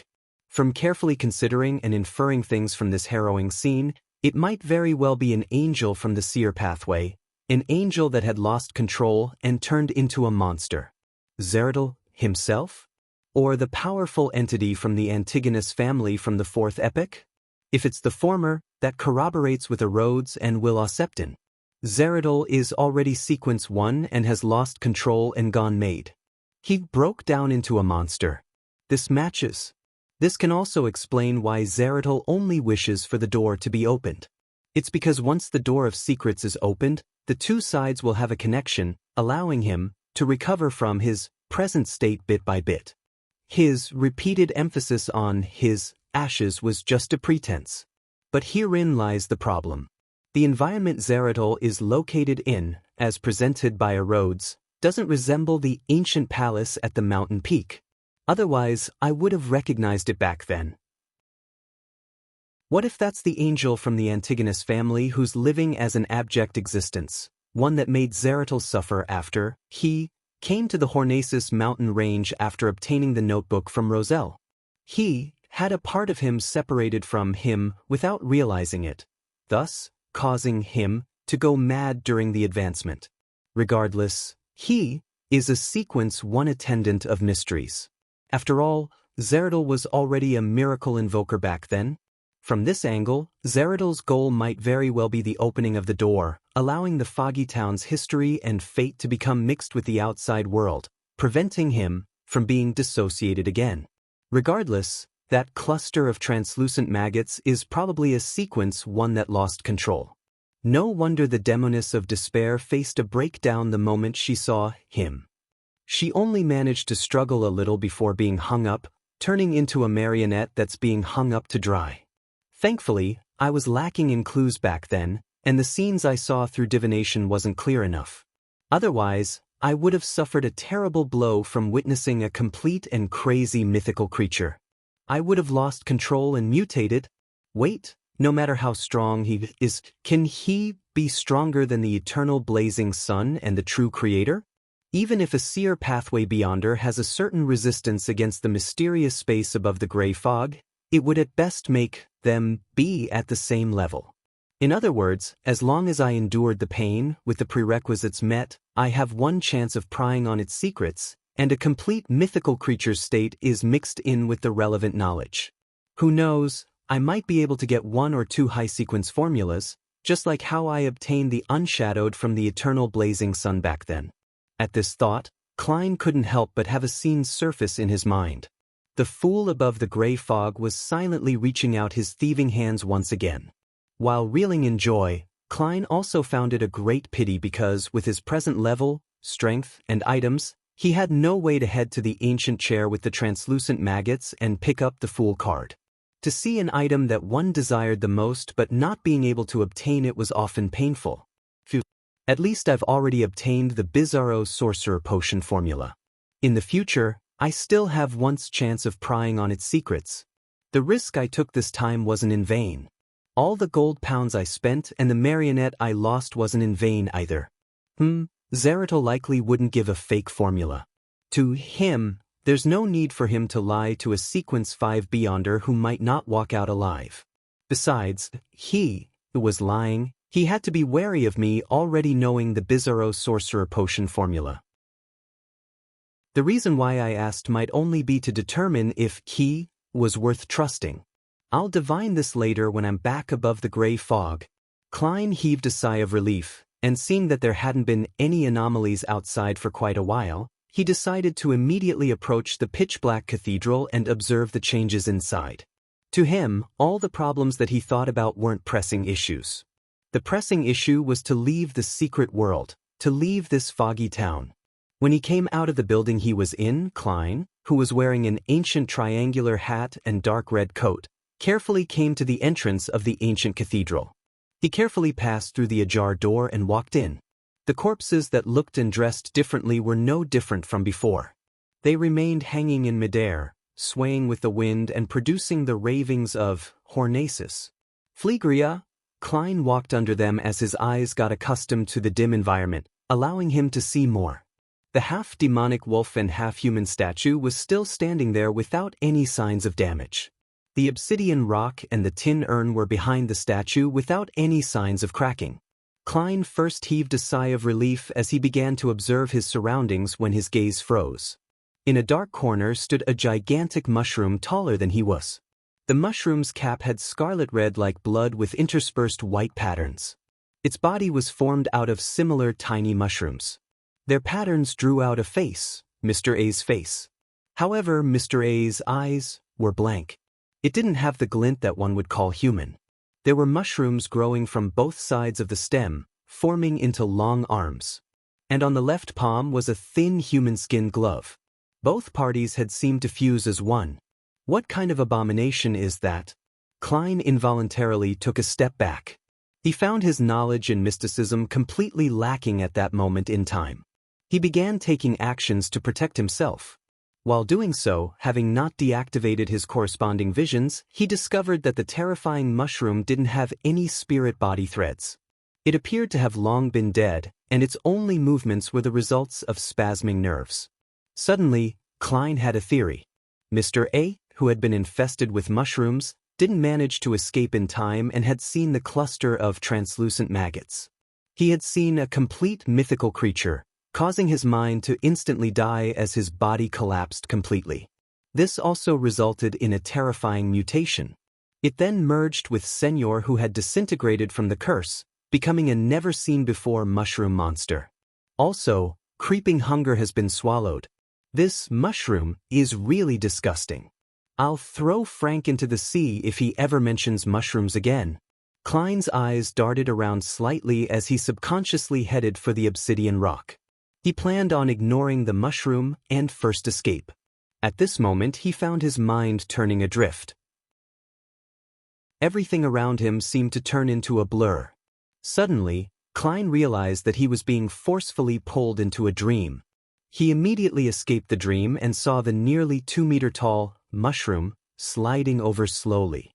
In its hand was a great sword that was a combination of scarlet magma and blue-hot flames. It can use sort of lava. Klein didn't hesitate as he opened his mouth and let out a sound, bang. The extremely penetrative air bullet hit the mushroom, who had slowed down due to it being engaged in controlling dreams. The bullet drilled through its cap, tearing open a huge wound. Underneath the wound was human flesh and tiny spores. They quickly squirmed and restored the body. To think that's possible? Klein felt a strong sense of danger as he hurriedly lunged to the side, rolling several times in the process. The mushroom sped up suddenly as the sword of lava in its hand dragged scarlet and blue flames, cleaving down at the spot Klein had been standing at. It caused the floor tiles to rupture as flames scattered. At this moment, Klein snapped his fingers, igniting the tiny mushrooms that formed the monster.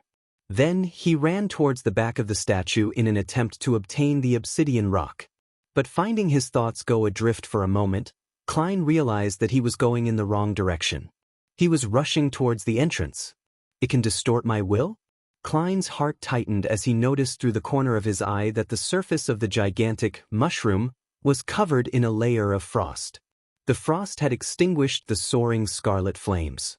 As his thoughts raced, Klein ran towards the door and snapped his fingers, igniting the tree leaves outside. In situations with zero understanding about his enemy, and him having not made any preparations, he believed that a magician had to choose to retreat and avoid dangers for the time being. More importantly, his strongest marionettist powers were useless because the gigantic mushroom didn't have any spirit body threads. Scarlet flames soared up like water, enveloping Klein's body. He quickly appeared in the flames outside as he jumped towards the ground. He was just about to distance himself when he heard a howling wind. The red-capped mushroom had come out of the cathedral with the auspices of a strong gust of wind. It can even fly. Klein snapped his fingers, using Flaming Jump to open up a gap. Meanwhile, he discovered his nose was itching as he wanted to sneeze. I'm also sick. How am I supposed to fight? I don't have any mystical items, and I haven't been able to fully express my strengths as a marionettist. It really is a magical mushroom. Klein was at a loss on whether to laugh or cry when he hid inside a building. Suddenly, he felt his body become somewhat cold as his mind naturally reflected his present appearance. His ancient triangular hat, dark red coat, white pants, and black boots had vanished. All he had on him was a pair of briefs to uphold his last bit of dignity. 30 minutes are up. The spell for summoning Senor from the past has ended. Klein instantly understood the reason as he began thinking. That mushroom, which fused with parts of Admiral of Blood, has likely disappeared as well. Also, in another 15 minutes, the effects of the fish will disappear. It will lack the main element that forms it. Klein couldn't help but curl his lips. He immediately used flames and leaped out. Indeed, as he expected, the gigantic mushroom had a ridiculous hole in part of its stem. Furthermore, it couldn't fix it, causing its speed to slow and become impeded. Come on, let's play hidey. Klein silently said as he began circling the town streets, using the flames and buildings to engage in a merry chase with the gigantic mushroom. During this process, the crimson moon didn't turn clear at all.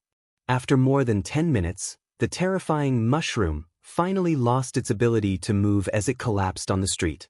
Klein heaved a sigh of relief as he slowly and carefully approached.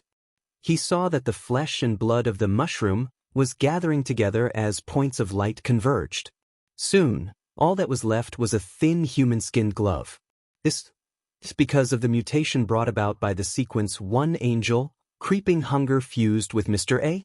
It's an upgraded version of Creeping Hunger? Klein bent his back as he carefully picked up the human-skinned glove. Chapter 844. Which symbol the thin human-skinned glove didn't look any different from the past, but Klein didn't dare to be too careless. He used divination to make a crude inspection. Apart from the 5 fingers, the palm and the back of the palm can each graze 1 more soul. Currently, all 7 spots are filled. It has signs of similar Beyonder characteristics fusing together. It also seems to have the powers of flesh and blood magic. The speed of switching souls has sped up significantly. It has to eat a person a day, or else it will eat its owner. Creeping Hunger, you are swelling in self-importance again. You need to reflect on yourself above the gray fog later. I'm temporarily unable to obtain any revelations for the rest. After I leave this place, I'll head above the gray fog to make a more accurate divination. Yes, I'm still not sure if there are any other side effects. All I know is that it wouldn't cause me any harm for the time being. Also, Mr. X who was grazed wasn't affected. Travelers traveling and door openings still work. Klein heaved a sigh of relief as he wore the upgraded creeping hunger. Then he rushed for the cathedral, hoping to leave as soon as possible. During his merry chase with the gigantic mushroom, he hadn't forgotten to cast an illusion on himself to make him wear a trench coat and a top hat. As for the Beyonder characteristic that Senior left behind, Klein suspected that it was likely in the hands of Demonis of Despair Panatia. And this demigod was being hung inside the ancient palace, under the watch of the cluster of maggots.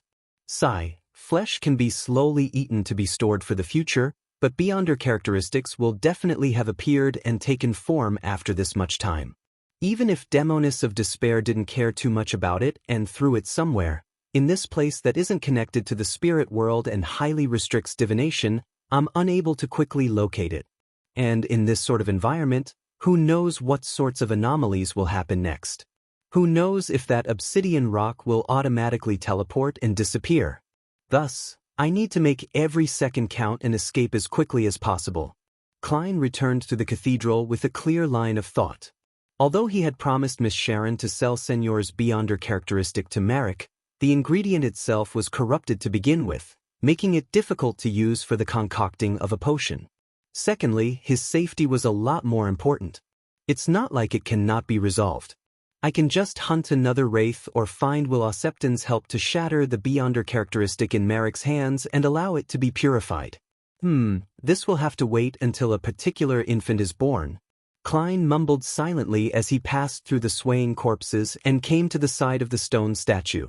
Along the way, he found the iron cigar case which he had used to put the marionette in. It hadn't been devoured by the mushroom. Azek's copper whistle and the lone gold coin inside weren't damaged either. Putting these items away, Klein controlled his spirit body threads to prevent himself from floating to the top of the cathedral as he bent down to pick up the obsidian rock. After confirming that the important item wasn't damaged, he felt a lot calmer. He then inspected Zeratl's tin urn. When he opened the lid and took a careful look, Klein's pupils constricted as his gaze instantly froze. All the ashes inside were gone. There wasn't any left inside. Zeratl achieved his goal? Should I say as expected? Klein threw away the thin urn while feeling doubtful. He stood up straight and inserted the obsidian rock into the wall at the back. The wall emitted light again as it turned transparent, allowing people to see the ancient stone slabs outside, the hold walls, and the floating clouds. At the thought of the cluster of terrifying maggots, Klein wasn't in a rush to draw the symbol provided by the Antigonus family's notebook. He first raised his right hand and snapped his fingers. He had ignited a tree outside the cathedral, in preparation to escape with flaming jump the moment something wasn't right. After making his preparations, Klein used his finger and quickly outlined the vertical eye formed of many secret symbols. Compared to the previous one, a crescent and dotted line had swapped places. With his final stroke, the pure beams of light bloomed as they followed the vertical eye's patterns before blasting into a radiant light. The entire cathedral turned ethereal as it shook. Klein felt as though he had instantly arrived at the top where the corpses were being hung. In front of him was a pair of illusory double doors. Behind the door was a familiar ancient palace.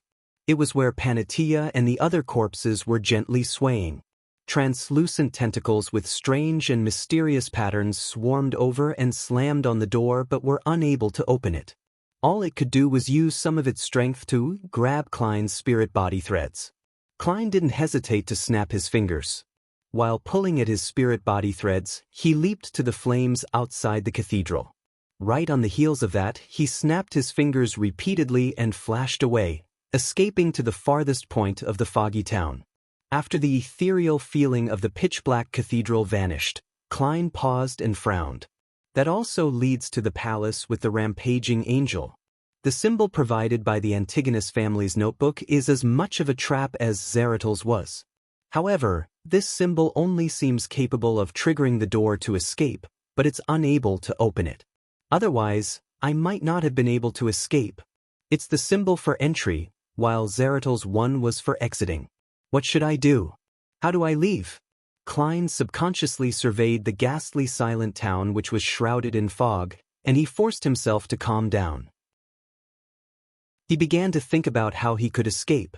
Perhaps that's not the only wall that allows me to leave, but it's unlikely. All these years, there have been batches of people coming to the foggy town. If there are any clues outside the cathedral, they should have long found it. Try another symbol? What should I try? Klein fell into deep thought as he analyzed the intricacies to see if he could be inspired.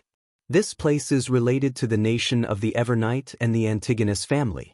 As for the monster on the huge throne in the ancient palace, it's definitely a rampaging angel from the seer pathway, regardless of his identity.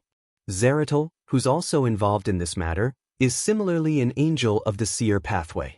The Antigonus family's notebook which provided the symbol is also directly tied to this pathway. Therefore, the correct door-opening symbol is likely related to the seer pathway. Sequence 0 of the seer pathway is likely called the Fool. This can be initially confirmed.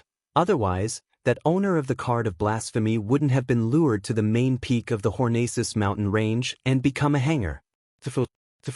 As he ruminated over the word, Klein suddenly thought of himself. He thought of the mysterious symbol behind his high-back chair that represented himself above the gray fog. Perhaps I can give it a try? Klein pondered for a few seconds before deciding to make a bold attempt. After all, he was temporarily out of ideas. He returned to the spired cathedral, and under the gaze of the hanged corpses, he walked to the wall behind the statue and picked up the obsidian rock that had fallen once again. After the obsidian rock was inserted, the door rapidly turned transparent. As Klein snapped his fingers to light another tree, he took a deep breath. He drew the Fool's symbol that was made up of the pupilless eye and the partially contorted lines. Soon, he completed the symbol as he found himself feeling anxious. But this time, nothing happened to the transparent door. It doesn't work. Klein's expression turned wry as he suspected that he would be trapped in there, engaging in murderous battles with beyonders who later entered, doing so until he starved to death or was eaten. He shook his head to dispel his emotions of despair. He began running through ideas in search of other clues. This place is related to the nation of the Evernight and is related to the Antigonus family, and they were obliterated by the Church of Evernight. The one who sent me here is the eraser angel who's suspected to be the mother of the sky. She was active in the basement of the Church of Evernight's St. Samuel Cathedral. The reason why people vanish if they don't sleep at night in the ruins of the Battle of Gods is said to be a result of the remnant aura and strength of a deity from the Evernight domain.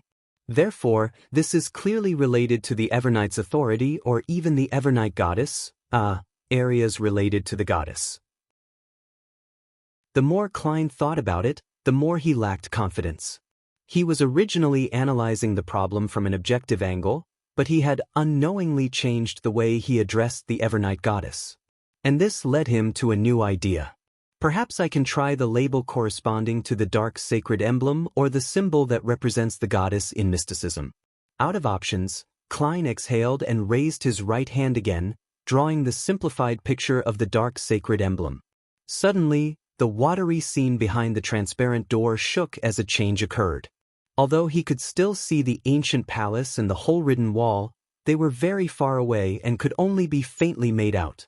Behind the door was a bottomless cliff with jagged rocks.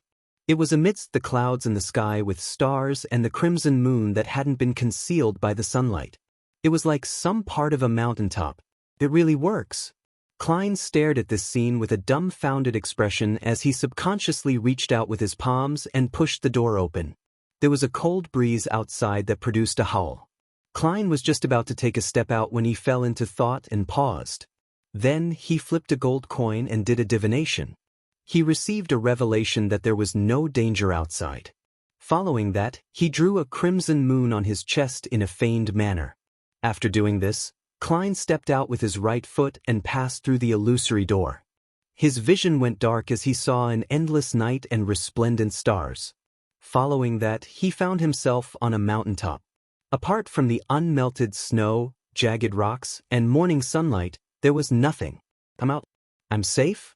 Klein didn't observe his surroundings as he directly used creeping hunger to turn transparent as he attempted using traveling. If this succeeded, it would mean that he had escaped the foggy town and returned to the real world. He could then leave the location he was at to avoid any danger. If he were to fail, he would quickly take note of the situation and be wary of any sudden attacks. After a moment, Klein's body turned faint as he vanished from the spot. The colors in front of him saturated as countless, indescribable shadows appeared. He had succeeded in entering the spirit world. Chapter 845. Return. It really is the spirit world. Klein was delighted as he inwardly muttered to himself. Without needing further confirmation, his spirituality and spiritual perception had told him that this was the real spirit world. And this meant that he had returned to the real world, the place with all kinds of delicacies. I nearly cried tears of joy. Klein inwardly made a self-deprecating comment as he considered where he was supposed to head to next. From the position of the stars, moon, and sun, it's still morning. If there's no time difference between the real world and the foggy town, it's at most 7:30 a.m., or maybe earlier. At this point, the servants must have discovered the disappearance of their mate, and they would definitely inform the priests and bishops. Even if they have received the corresponding training and would report to their superiors according to the protocol, they will have to first eliminate the possibility that someone was skiving away or having a stomachache. They would need more than 10 minutes before confirming this and begin taking the necessary actions. And after the report to their superiors, the priests and bishops wouldn't be able to instantly tell the severity of the matter. They would only believe that the servant had escaped, and they wouldn't quickly connect this matter to the keepers. After they do a divination or investigation to figure out the truth, it would be 20 to 30 minutes later. That also means that they likely haven't begun their search in the surrounding area to find the intruder. The identity of Dwayne Dantes hasn't been exposed yet. If the Bizarro sorcerer potion formula given by Zeradol is real, then the identity of Dwayne Dantes still has many uses. If I can still keep the identity going, I should try harder to not abandon it. Besides, the only things that I'm wearing which are real are my glove and underwear. If I head elsewhere, I'll be a pervert. Klein already had a choice he was leaning towards. He took out the iron cigar case, which appeared to be inside his pocket, but was actually lodged under a rubber band. He opened it and took out the gold coin inside. Returning to 160 Baclun Street is dangerous, Klein muttered 7 times, and with a flick, he saw it slowly spin in the spirit world, wobbling up and down, left and right, before landing on his palm. This time, it was tails, indicating a negative response. Klein nodded indiscernibly and immediately traveled towards Backlund. After 3 stops, his figure finally appeared in his room at 160 Baclun Street. The curtains were drawn tightly and it was dim. It was very suitable for sleeping. And on the bed, Dwayne Dantes was lying on the bed facing up. His hands were grabbing the ends of the blanket near his neck. From the looks of it, the investigation hasn't reached me. This appearance is ridiculous. Klein secretly heaved a sigh of relief and saw Dwayne Dantes dissipate and turn into a palm-sized mirror. Water ripples appeared on the mirror's surface as silver light bloomed and turned into Loanese text. Exalted Great Master, did you encounter something? Your loyal and humble servant, Rhodes, failed to sense you before. It wasn't anything important, Klein answered perfunctorily. This made him confirm that Rhodes was unable to pry into the secrets that happened in the foggy town. After all, this fellow was able to present the environment where the rampaging Zeratul was. It really is related to the authorities of a deity? Klein's mind stirred as he asked, did anyone look for me? No, no one came to disturb you. The silver on the mirror's surface changed and produced new words. Klein felt truly relieved as he said to Rhodes, you may leave. I'll summon you again if needed. All right, Master. Goodbye, Master. Like before, Rhodes produced a drawing of a hand waving on the mirror. After the aqueous light vanished, the mirror was restored to normal. Klein walked to the bedside and pulled out the pajamas underneath and wore it. Then he took out candles and other items before entering the bathroom. He set up a sacrificial ritual, preparing to send Creeping Hunger, Azek's copper whistle, the iron cigar case, and the various mysticism materials above the gray fog to avoid any investigations he might face. After doing all of this, Klein didn't delay and sat at the fool's seat. He conjured the Bizarro Sorcerer's potion formula in front of him. Sequence 4, Bizarro Sorcerer.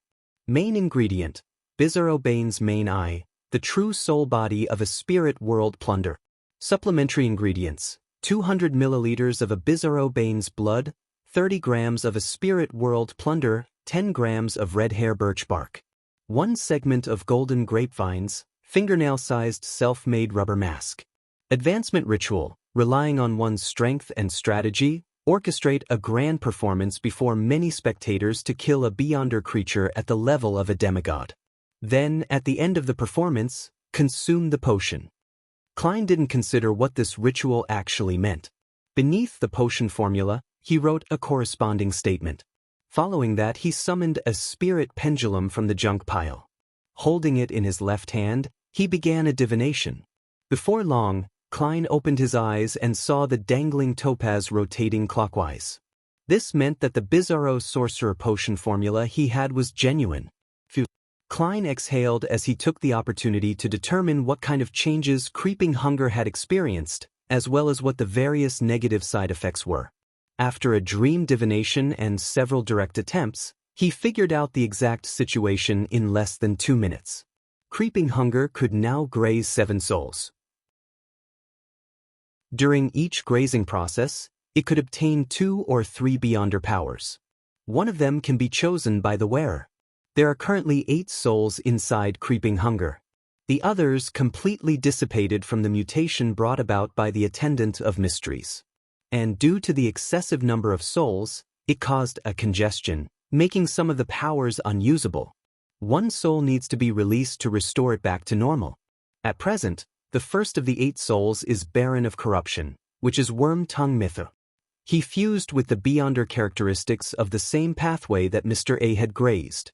Apart from distortion and bribe, weaken, there's another area of effect beyonder power called corrosion. It can turn the hearts of people within 10 meters dark and greedy, making them make irrational choices. The second is Desire Apostle Curtius. He fused with Mr. A's Devil and replaced Danger Premonition, which requires advanced activation before being useful, with Sulfur Fireball. And Language of Foulness, Slow and Sword of Lava have been enhanced. Third is Traveler, Mr. X Louis Veen. He fused with Mr. A's Scribe. While keeping traveling and door opening, it has obtained the beyonder power of record. However, there's a change. It's unable to record ordinary beyonder powers, and it can only be used against targets at the demigod level. The chance of success has been increased. Although it's still very troublesome, 8 times or so would be needed as long as I'm not too unlucky. In addition, it cannot record more than 2 demigod-level beyonder powers, and cannot exceed Sequence 3. Fourth is Zombie Mavedi. There hasn't been any change. It's still the original zombie strength, ice control, and zombie manipulation. Fifth is an unknown demoness of affliction. She can give the user a rather powerful sense of charm. In addition, one's appearance would receive an adjustment to a certain degree. In addition, she can provide an ailment that covers 50 meters. Creatures within that range will slowly be infected, and the effects slowly become severe. In the beginning, it might be oversensitive skin, a cold, or a fever. But 20 to 30 seconds later, it might very well turn into serious illnesses like pneumonia. After 2 or 3 minutes, one can suddenly suffer cardiac arrest or a brain aneurysm. Sixth is an unknown wind blessed. There are 3 beyonder powers: short-distance flight, dive, and water control. Seventh is an unknown soul assurer with the 2 beyonder powers of forcefully pulling one into a dream and causing a spirit body to sleep. Eighth is an unknown doctor with the 3 beyonder powers of distinguishing the time, treatment of serious ailments, and stitching souls. At the same time, Creeping Hunger itself has shadow lurking and flesh bomb. Furthermore, it has the chance and strength to barely graze a Sequence 4 saint. It has instantly become so much stronger. As Klein was secretly delighted, he also frowned at the negative side effects. Now, creeping hunger had to eat a living person every day, otherwise it would devour the wearer. At the same time, it would praise the true creator from time to time in the wearer's mind. It would bring about chaotic thoughts and a headache. Apart from those two, it was also still afraid of mushrooms. No powers could be used if mushrooms appeared within 5 meters of it. To randomly praise the true creator is really troublesome. Same for eating a living person every day. I'll first throw it above the gray fog and let it calm down for a few days. Perhaps there might be some changes. If that really doesn't work, I can only write to Mr. Azik. Klein quickly made up his mind and didn't hesitate to release the Soul Assurer's soul. He also planned on swapping the Wind-Blessed and Dr. later. The demoness of affliction depended on the circumstances. To the side of the bronze table, the Soul Assurer's spirit surfaced. But due to the mutation, it couldn't be maintained once it lost its host. It rapidly dissipated. His Beyonder characteristic was produced. It was entirely black in color. At its core was pure shimmering light that looked like a night sky with embedded stars. After doing this, Klein didn't hesitate to throw creeping hunger and the other items into the junk pile. He then quickly returned to the real world, ended the ceremony, and cleared up any traces.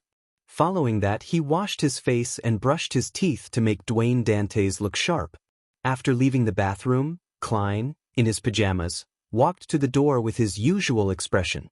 He pulled open the door and said to his valet outside, "Prepare a set of clothes that's suitable for home wear." "Yes, sir." Richardson didn't ask why, as he immediately walked to the wardrobe. Only at this point, with him seeing his servants back, did Klein confirm that he was out of harm's way and had returned back to his normal life. Chapter 846. Find the target. St. Samuel Cathedral, behind Cheney's Gate. Backlund Archbishop, St. Anthony, stood at the staircase connecting the two different stories and watched as the Nighthawk deacons rushed about. Many of them wore red gloves. As a spokesperson for the Church of Evernight in the kingdom's capital, St. Anthony had a clean-shaven face. His face didn't betray his mood, and his deep black eyes similarly hid any upheavals he had.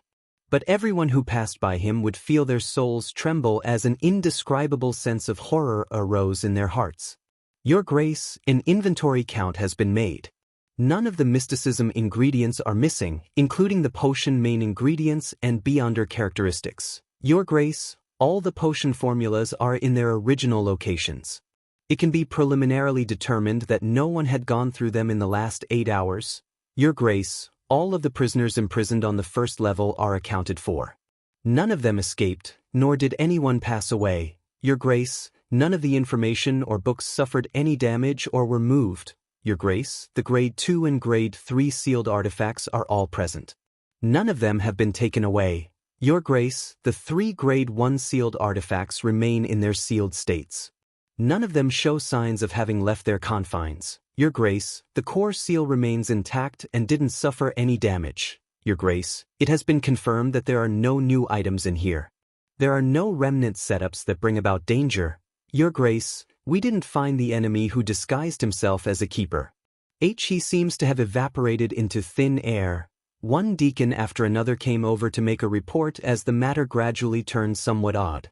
They found it unimaginable that a scheming and powerful Beyonder would take such an immense risk and set up such a tight plan and use all kinds of means to pass through Cheney's Gate. Yet, nothing was taken, and the perpetrator had left after circling the area once. This made it seem like the person was only trying to prove themselves, or it was someone who had specially come to find flaws in the surveillance of Cheney's Gate for the church. The deacon who led a Red Gloves team surveyed the area and deliberated as he came up with a theory. Your Grace, could it be the requirements of an advancement ritual of some sequence? Having been on a mission to capture devils, he was accustomed to making such guesses. And from Sequence 5, different pathways and different sequences had different advancement rituals. The ones that the Church of Evernight was aware of wasn't a large number. If that were the case, Soist could already see the infiltrator's mockery grin that said, "I'm free to go anywhere, even if it's the Church of Evernight's Cheney's Gate." It's no different from a department store. Those Nighthawks will only become raged after the matter, feeling useless. He has to be caught. Soist silently clenched his red-gloved hand. St. Anthony was just about to say something when Nighthawk Deacon, Daily Simone, raised a second possibility. Perhaps the infiltrator had attempted to take some sealed artifact away and suffered the negative effects. He died on the spot and was cleanly devoured? St. Anthony nodded in thought and said, "I'll head to basement 3 to take a look." With that said, he steadily walked to basement 2, and in a secret location, activated the path to basement 3. The other deacons were lacking in rank or clearance, so all they could do was wait in their spots. St. Anthony quickly arrived at basement 3, which didn't span too big an area. He basically confirmed that sealed artifacts 1 to 29 and 1 to 80 hadn't undergone any abnormal changes. Following the strict protocols, he observed 1 to 80 with 1 to 29 and found 0 to 17 lying inside with eyes half open, just like always. During this process, St. Anthony approached thrice and opened a distance from it thrice. Sometimes he changed where he stood, and at other times he cloaked himself in the darkness of the night. He didn't dare skip the necessary steps. Even as a saint, he didn't dare belittle any of the items in here. Ignoring the powers that would break out of its vessel, temporarily causing the seal on 0 to 17, even 1 to 29 and 1 to 80, which were rather dangerous items, to become ineffective. St. Anthony didn't wish to degenerate into an amnesiac who had to relearn how to eat and drink, much less become part of a dream that existed between reality and illusions. There's nothing wrong. Anthony heaved a silent sigh of relief. He began restoring the 2 sealed artifacts to their original states. A few minutes later, the Nighthawk deacons saw the Archbishop return. The infiltrator might have died from touching a sealed artifact, St. Anthony said, his pronunciation of "died" being somewhat muffled. He didn't give any additional explanations as he instructed. Regardless, this matter needs to be investigated. The infiltrator might have a partner. To be able to infiltrate St. Samuel Cathedral without causing a stir, it means that the target is very familiar with this place and is familiar with the recent duty shifts of the keepers. He's very familiar with how Nighthawks handle and take over matters, and has the ability or an item to change his appearance. In addition, he had obtained the help from a Beyonder with a sacred Evernight pathway item or has one himself. Putting all these conditions together, investigate the servants and priests to see if they have encountered any indistinct spirit channeling or enticement. Check if the bishops have betrayed the goddess, as well as the believers who have recently come to the cathedral on a regular basis. At the same time, check on all the believers and the surroundings of their residences. Perhaps they had unexpectedly divulged something and had something stolen. I'll carry out the investigations pertaining to you. Also, find the missing servant and see if there are any clues. Yes, Your Grace, Soist and the other Nighthawk deacons answered in unison. In the office with a tense mood, Leonard Mitchell wasn't having his feet up on the table like usual. He sat very properly and wore a rather solemn expression. This was the second time he had encountered a matter that targeted items behind Cheney's gate. It invoked the memories that he buried deep inside his heart. And more importantly, he had encountered the fake keeper before without realizing the problem. If I were a little stronger and had better observation skills, perhaps it might not have. Leonard Mitchell's lips pursed tightly as he looked at the documents in front of him, but he wasn't reading a single word. This continued until his teammates entered. That keeper has awoken. He didn't see the infiltrator and only knew that he encountered the possession ability of a wraith. The red glove that entered said to everyone in the room, "How can a wraith move about inside the cathedral?" Many red gloves raised the question, but no one had an answer. Perhaps that wraith believes in the goddess. Leonard mumbled inwardly. While no one was paying attention to him in the corner, he suppressed his voice and seemed to mutter, "Old man, didn't you discover anything abnormal back then?" The slightly aged voice sounded in his mind. "It's not like I'll observe the outside world all the time, especially when I'm near Cheney's gate." Leonard didn't dare ask further as he joined in the discussion with his teammates. Before long, the Red Gloves team captain, Soist, entered the room and threw a stack of dossiers on the desk. These are the targets we need to investigate. The bishops have provided the names of the believers who have frequently come to the cathedral recently. Leonard glanced at it, and towards the back was a dossier with a familiar name, Duane Dantes. This old fellow that survived from the fourth epoch came to a nearby street for less than 2 months, and Cheney's Gate was infiltrated? Isn't that too much of a coincidence? Besides, he has been frequently coming to St. Samuel Cathedral.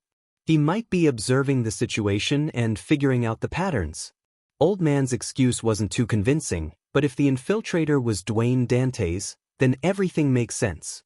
He's afraid that he would expose himself and pretended not to discover anything abnormal.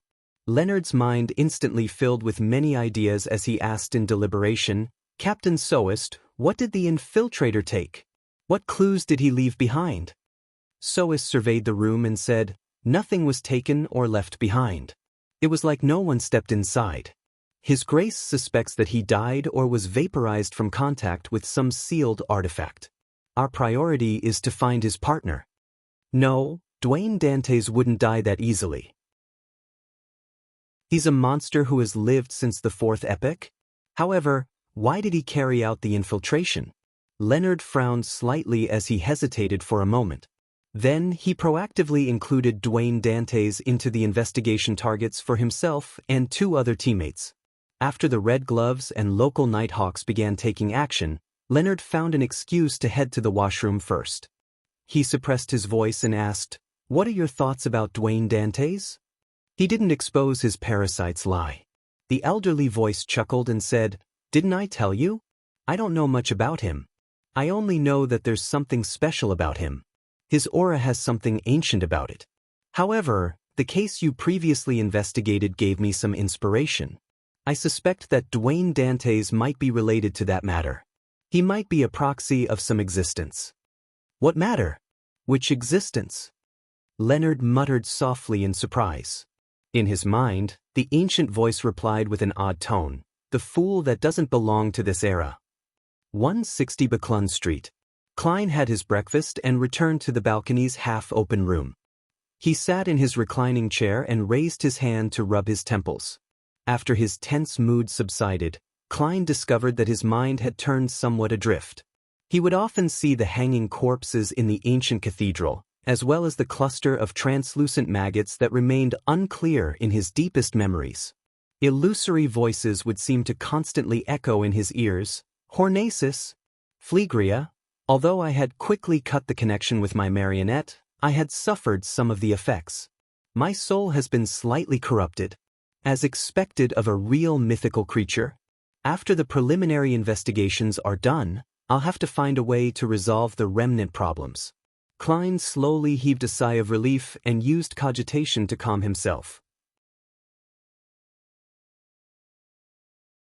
Chapter 847. The name hidden in the dossiers. A carriage passed by Buckland Street as Leonard Mitchell and 2 Red Gloves teammates discussed the target they were investigating this time, Duane Dantes. "I still haven't had any direct contact with this gentleman. I've only investigated his servants and neighbors." Cindy, who had long wine-red hair, introduced her findings. "For now, it has been confirmed that Duane Dantes has acted the same since last night to this morning. He went to his bedroom to sleep at 11 and finished washing up at 7:30 in the morning. At times, he would have some supper and end the day after midnight. At times, he would wake up before 7 and head out for a stroll, but that's not the norm." Another Red Glove, Bob, nodded and said, "From this point of view, there's nothing wrong with Duane Dantes." Leonard Mitchell, who sat in a seemingly casual manner, immediately said with a smile, "But the reverse can also be true. According to what we've currently gathered, the missing servant was likely replaced between 11:20 and 11:35 last night.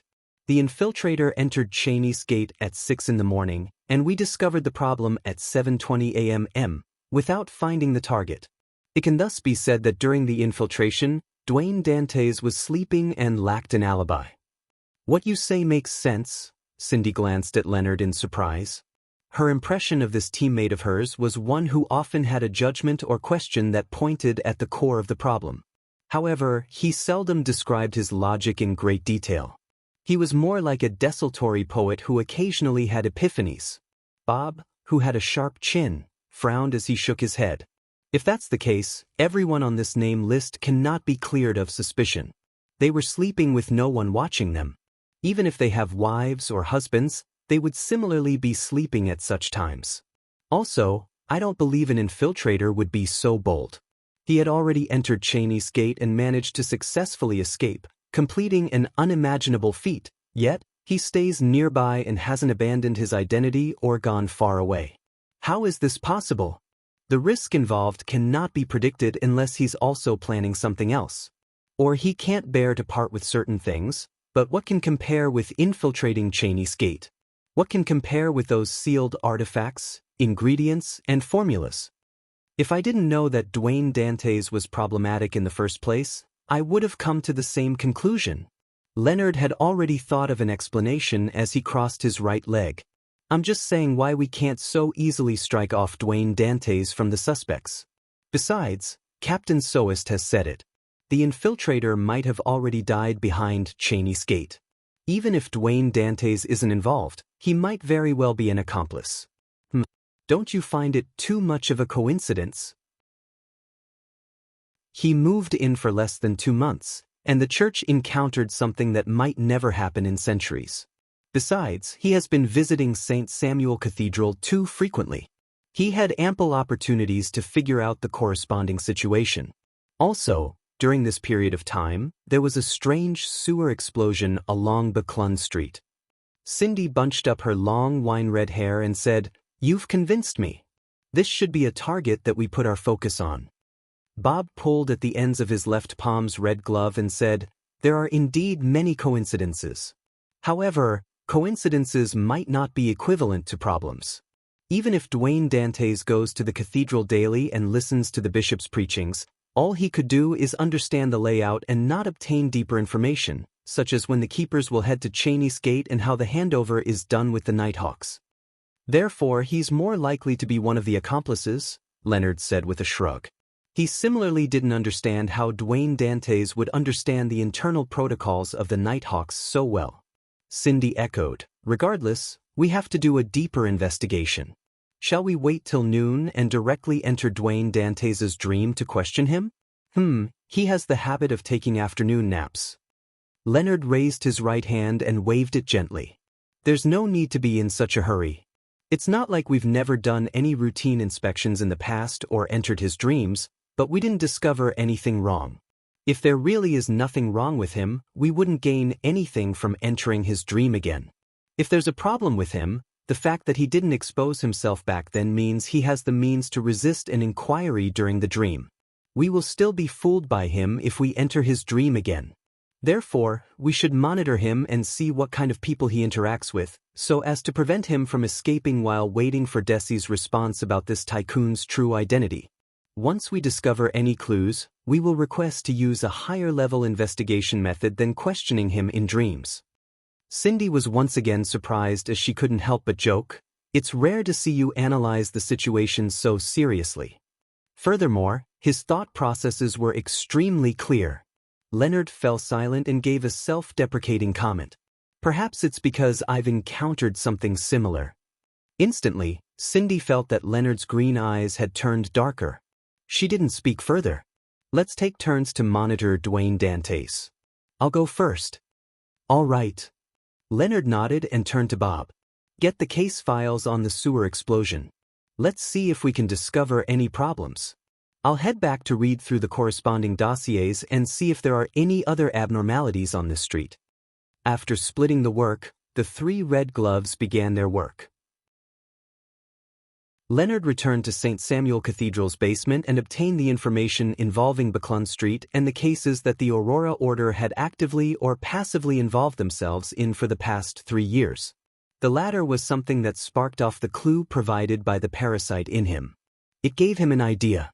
Since the Fool's existence and the corresponding honorific name initially came from the Aurora Order, it means that the Aurora Order was involved in something or had suffered some setbacks.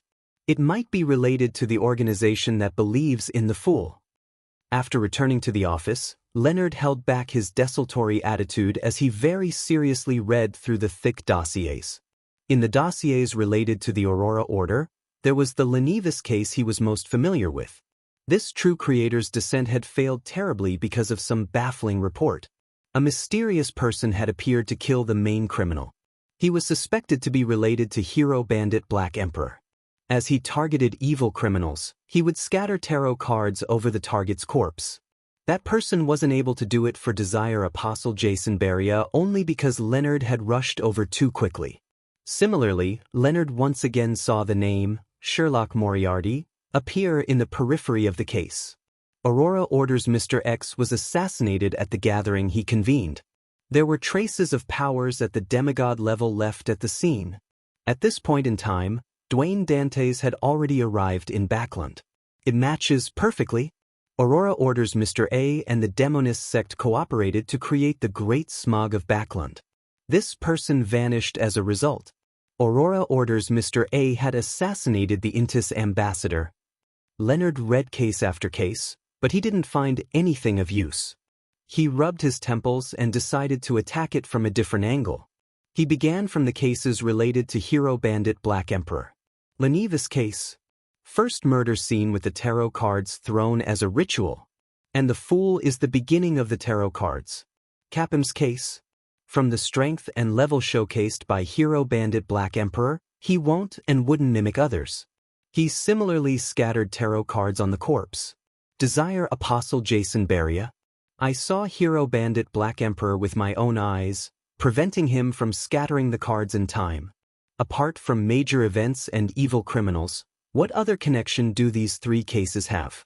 Leonard had previously considered the relevant questions and was certain that Detective Sherlock Moriarty had been partially involved in the Lenevis and Capham cases. Then what about the Desire Apostle case? Leonard found the addendum and began leafing through them. Finally, he spotted a line in an inconspicuous spot. People attacked involved Isengard Stanton, Sherlock Moriarty. Leonard's expression slowly turned excited as though he had discovered a breakthrough. He flipped through the Aurora Order dossier and didn't miss out any of the names involved. He kept expanding his search and requested for all the dossiers that involved every name. Aurora Order's Mr. A assassinated the Intis ambassador. The Intis ambassador was in charge of the conflict over the Difference Engine manuscripts. The clues to the manuscripts came from a spy who usually acted as a private detective.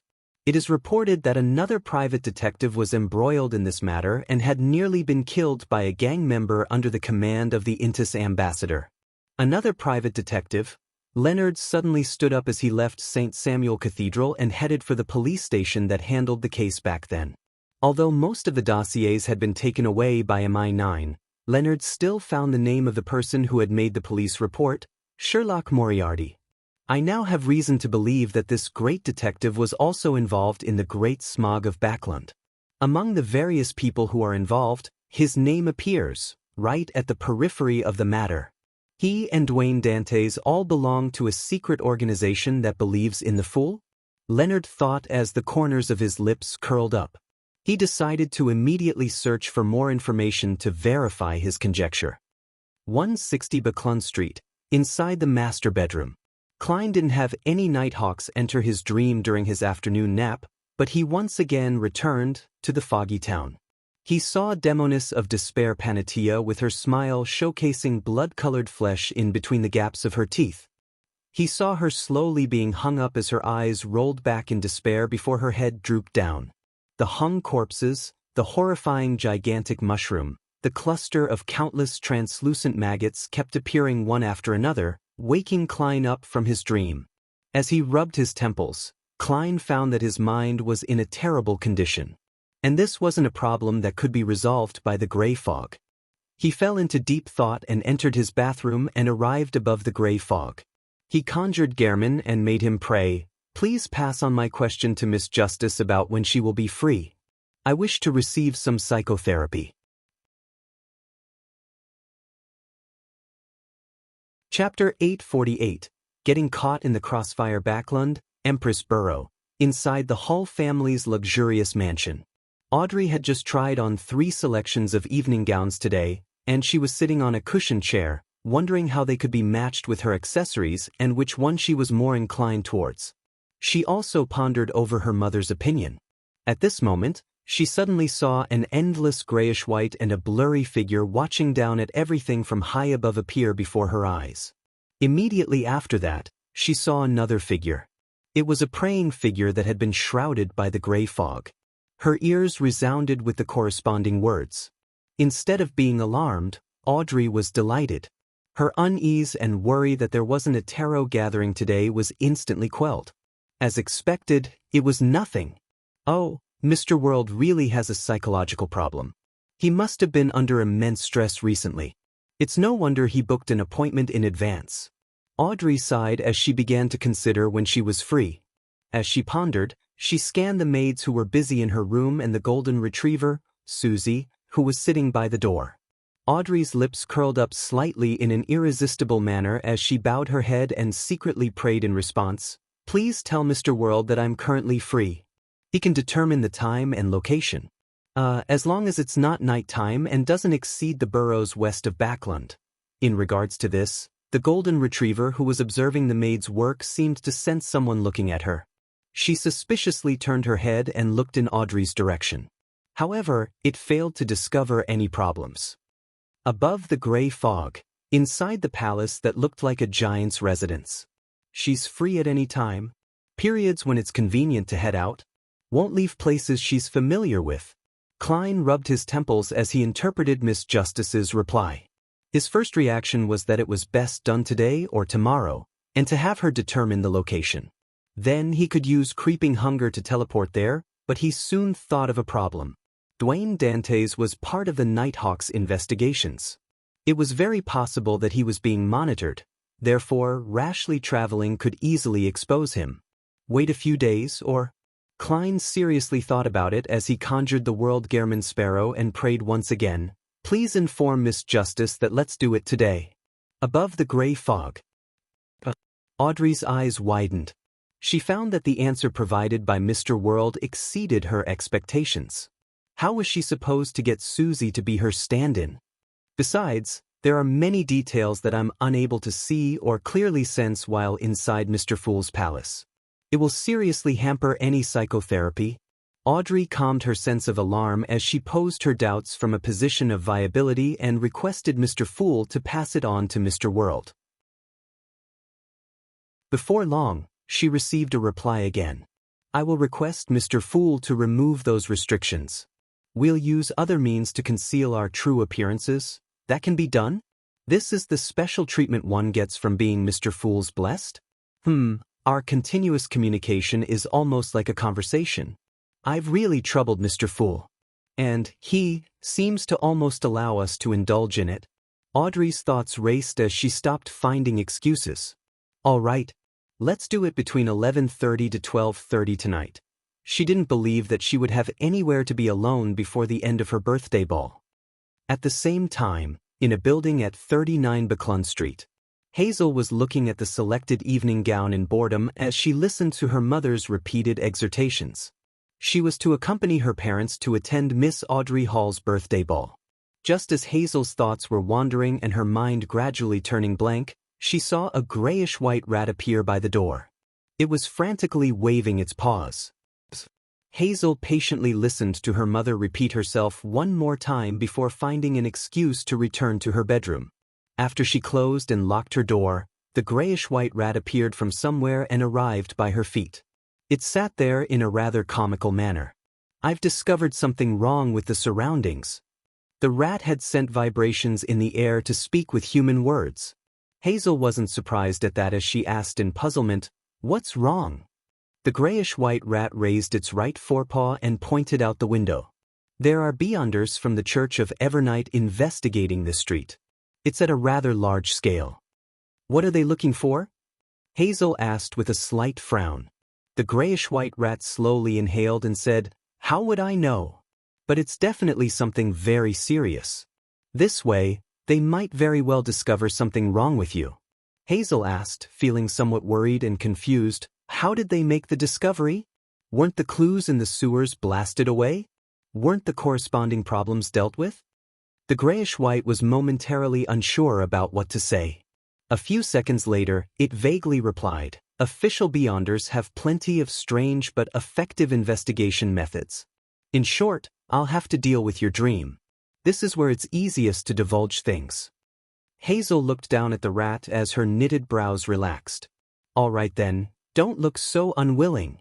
It wasn't easy for me to accumulate this bit of strength, and now it's going to waste once again. Is this street cursed? First it was that demoness with a strange condition.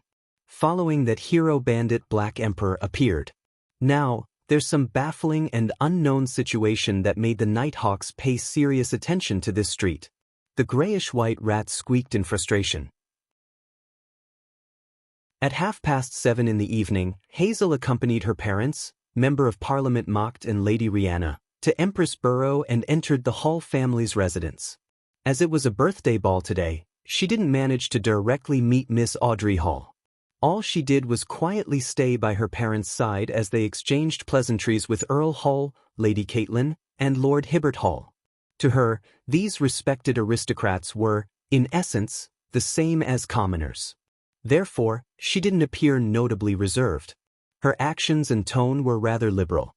If it wasn't because of her mother's repeated exhortations, Hazel even believed that the beautiful dance floor, the murals with high artistic value, and the elegant and outstanding statues were more worthy of respect. As she smiled at the people she knew and didn't know, Hazel finally waited until the ball began. She saw the star of tonight's show. Miss Audrey Hall held the arms of the Earl and Earl's wife as she walked out of the room on the second floor before arriving at the railings that faced the dance floor. Hazel scanned her and habitually ignored her appearance as she observed the matching of her gown and accessories. However, her gaze wasn't able to move away. On the chandelier hanging high above, whale oil candles produced light that came with dreamy colors. When shining on the 18-year-old Audrey, it made her emerald-like eyes, pure and indescribable face, and lustrous gold hair seem to glow. It made her gown and accessories lose their luster. Hazel was momentarily caught in a daze. She failed to hear what Earl Hall had said until the melody filled the floor as she snapped out of her daze when Audrey Hall began the opening dance with the Earl. The always proud her had suddenly felt a little inferior. She felt that even if this striking lady didn't possess any beyonder powers, there was no way Audrey was inferior to her. Hazel pursed her lips and looked around. She realized that everyone's gaze had been grabbed. The only difference was that they all had different feelings about the situation. Phew. Hazel heaved a sigh of relief. That night, she didn't act that arrogantly again. However, she yearned to leave at every minute of the night. She wanted to head home to busy herself with her matters to obtain more magical and powerful abilities. Finally, the ball came to an end as Hazel's family bade farewell to the family and walked to the door. On the way out, Hazel couldn't help but look back.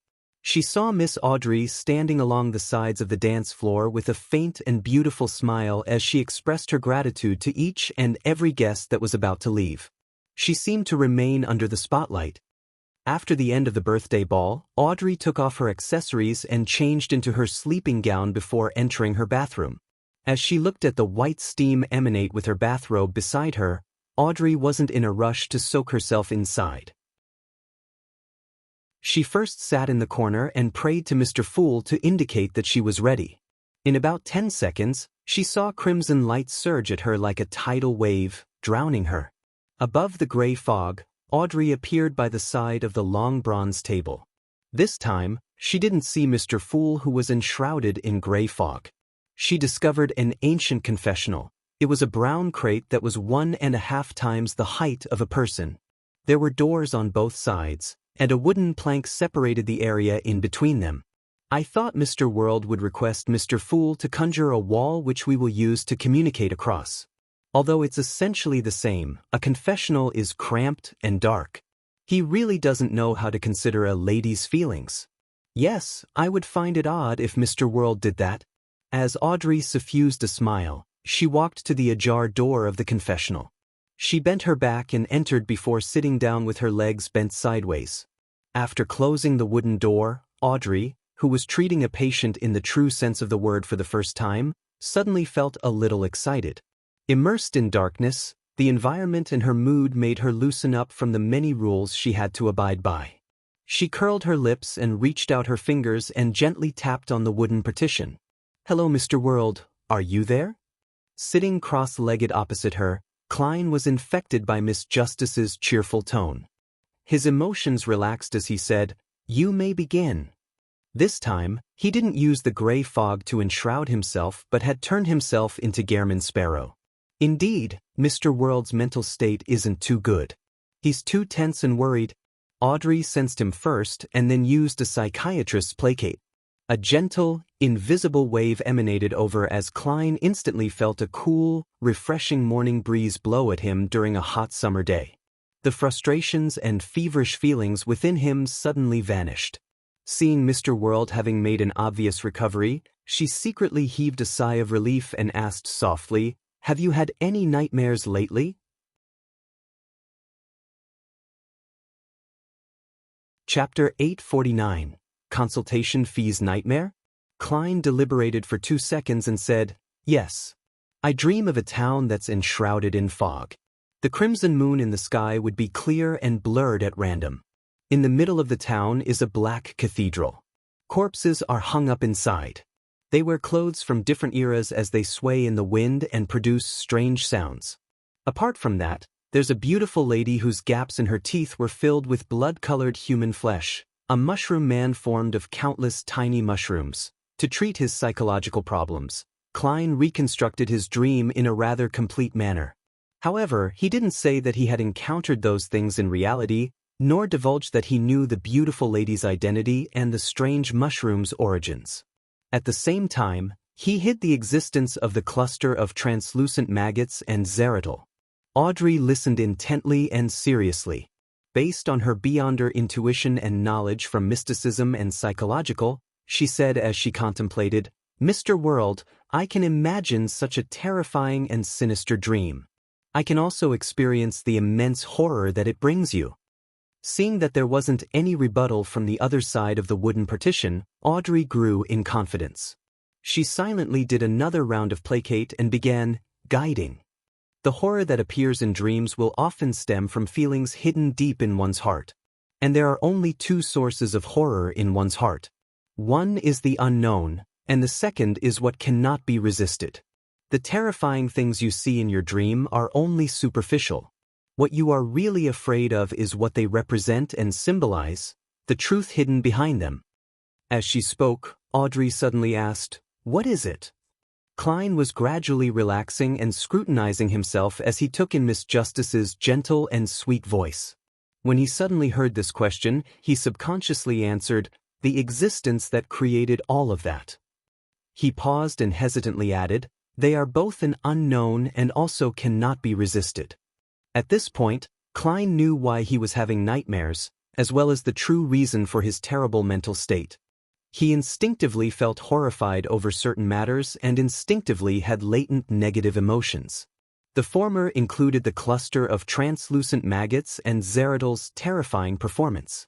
There was also the Eraser Angel's baffling actions and the fact that using the dark sacred emblem was the key to opening the door.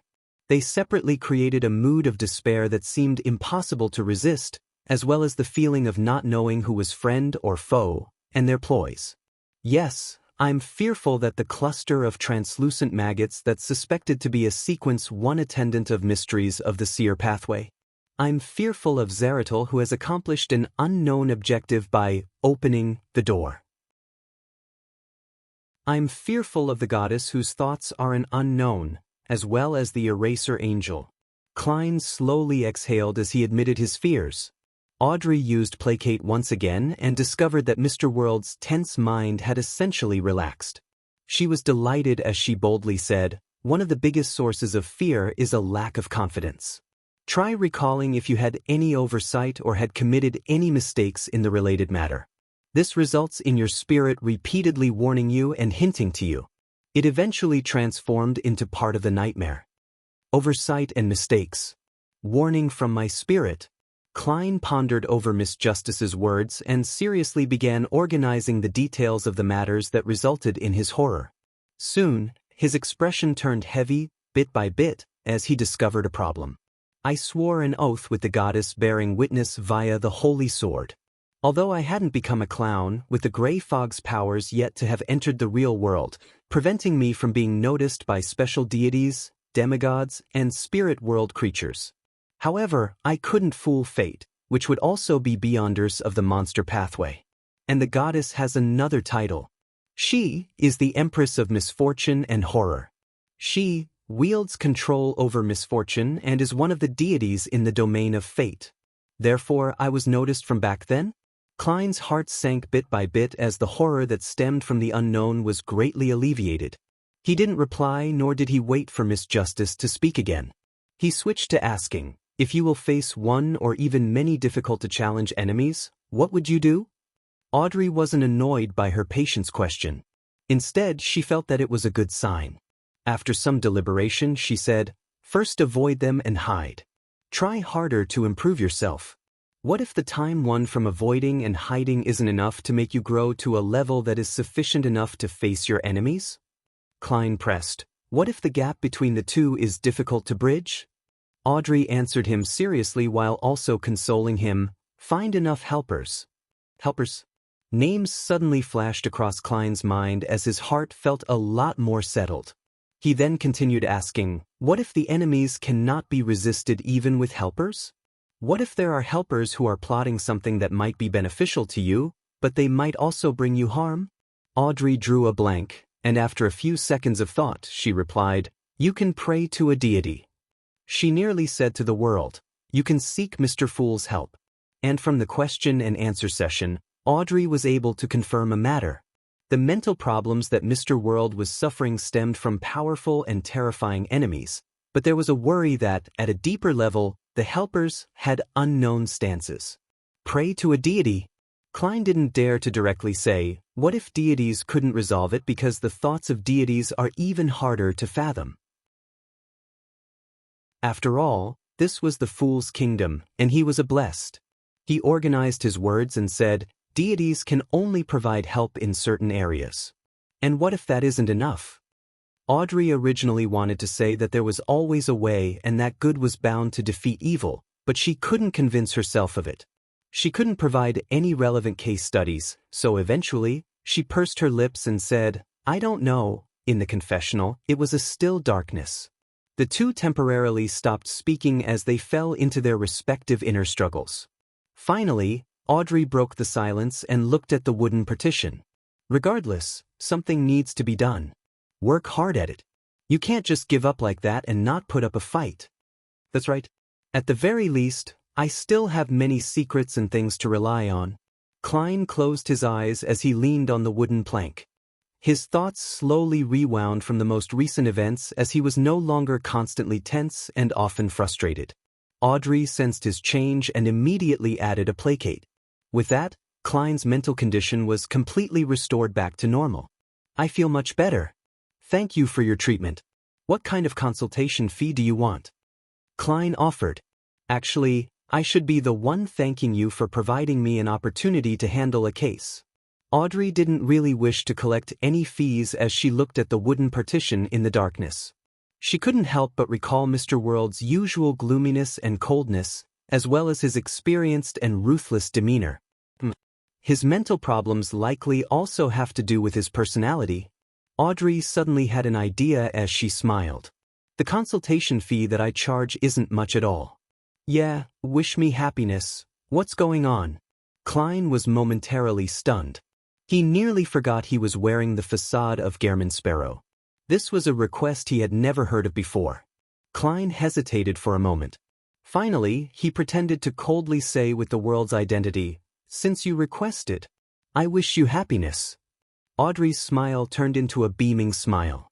I wish you happiness too. Mr. World, don't always keep everything inside. Smile more and be happier. It can eliminate most of the latent problems. All right, your mental problems have been resolved, but you will need a follow-up appointment in a few days or by next week. Klein was at a loss for an answer as he tersely acknowledged an affirmation. Then he heard the door on the other side creak open. With the fool's angle, he saw Miss Justice retreat from the confessional and straighten her body. After sending her to the real world, Klein didn't dare stay above the gray fog for too long. He quickly left and got into bed. At that moment, his mental condition had been restored. With his body and mind at ease, he realized something. He had digested quite a bit of his marionettist potion. The progress had surpassed his expectations. This is because I relied on my marionette to fool a demigod, Panatia, and orchestrated her and Mr. A to complete my planned-out performance at the Foggy Town. Therefore, apart from trying to hide behind the shadows, and let every marionette have their own persona to make it more realistic, the marionettist principles include: use one's marionette as a guide to control the enemy to play the role of a puppet. Klein thought as he muttered inwardly in thought. He believed that he could digest the potion before the end of the year. He exhaled with mixed feelings as he turned his head and looked at the crimson moonlight that penetrated the curtains as he silently said, "That missing servant should have been found. The clues I left behind should have been discovered as well." In the basement of St. Samuel Cathedral, Leonard, Cindy, Bob, and company looked at Captain Soest, who had returned from a meeting, as they patiently waited for him to introduce new clues. Soest drank a mouthful of aromatic coffee and said, "The missing servant has been found.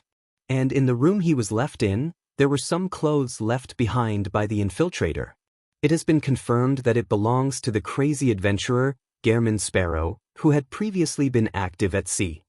Why did it involve another crazy adventurer? Leonard was somewhat puzzled as he directly asked, "When did he come to Backlund?" No one knows.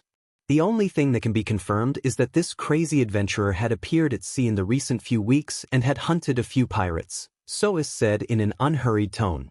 The Church of Storms knows more. MI9 also seems to know quite a bit. The higher-ups will send people to liaise with them. Just as Soest finished his briefing, a telegram was sent over. It came from the Nighthawks in Desi. The content, which was decoded, read, "Dwayne Dantes' present identity is fake. In the past 10 years he spent in the southern continent, he had relied on adventuring to amass a significant amount of wealth. Further confirmation will require some time. As this place is very chaotic and there are often wars, the jurisdiction of zones are frequently changed." Chapter 850. The Devil is in the Details, sounds like a contrived story. Ever since the new sea route was discovered, there has been no end to stories of people becoming rich from taking risks. Soest casually commented on the content of the telegram. As he thought, he looked towards a particular red glove. "I recall that we had investigated Dwayne Dantes before and had an exchange with him in his dream." "Yes." The red glove who was responsible for the task nodded and replied. "I didn't directly ask him about such matters, but I could tell that Dwayne Dantes was very familiar with the southern continent. He had plenty of experience there." "Haha, that might be information that Dwayne Dantes deliberately revealed to you."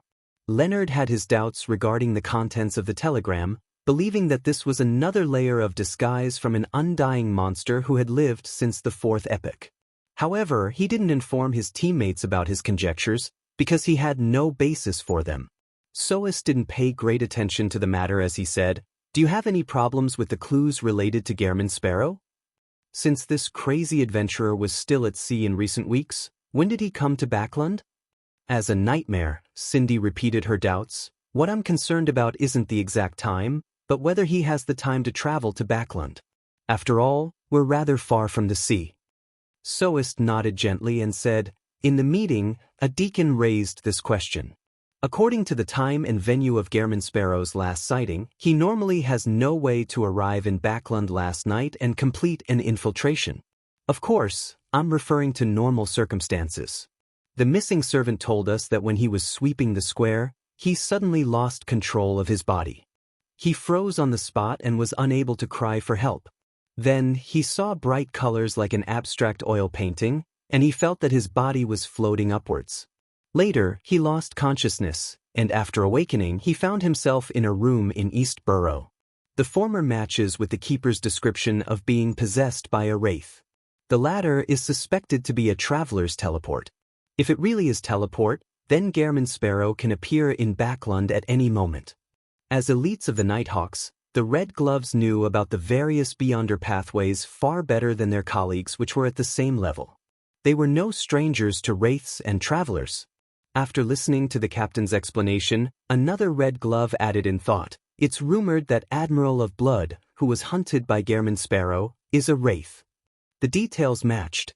And as for Gehrman Sparrow being able to obtain the powers to become a wraith, it wasn't unacceptable. The easiest method was to find an artisan to make one's prey into a mystical item. Cindy recalled even more information with this stimulus. It said that Gehrman Sparrow has the ability to change his appearance, and the infiltrator had disguised himself as the keeper. Another detail matched. Excellent thinking. Soest raised his hand to rub his temples. According to these details, we can come to a preliminary consensus that the infiltrator is Gehrman Sparrow. And this way, the name list we came up with might be erroneous. Gehrman Sparrow doesn't need a companion to frequently come to the cathedral to pray to gather information. He can change his appearance every day and enter to figure out the situation. This will be more indiscreet than using a companion. As the largest and most holy church of Evernight Cathedral in Backland, the number of believers that came to St. Samuel Cathedral on a daily basis was too numerous to count. No bishop could remember every unfamiliar face that they once met. That also means that the names we have here are meaningless? Leonard raised his hand to rub his brows, sounding rather desultory. That's somewhat obvious. Our focus now should be on Gehrman Sparrow. The other targets can be placed aside as we perform the most basic level of surveillance. Having said that, Soest clapped and said, "All right, get busy." Leonard didn't have any objections. He happened to hope to find the machinery hive mind, mandated punishers, and MI9 to gather some information. On Tuesday morning, Klein woke up naturally, feeling relaxed and calm. He had the feeling of joyful emotions slowly coming to life. The psychiatrist's beyonder powers are quite useful after all. It really matches the extremely infectious optimism that Miss Justice brings with her. Klein got out of bed and drew the curtains. He leisurely took in the scenery outside and the scattering golden sunlight. He regained his drive and began formulating his plans for the next couple months and even the year. First, get a new marionette.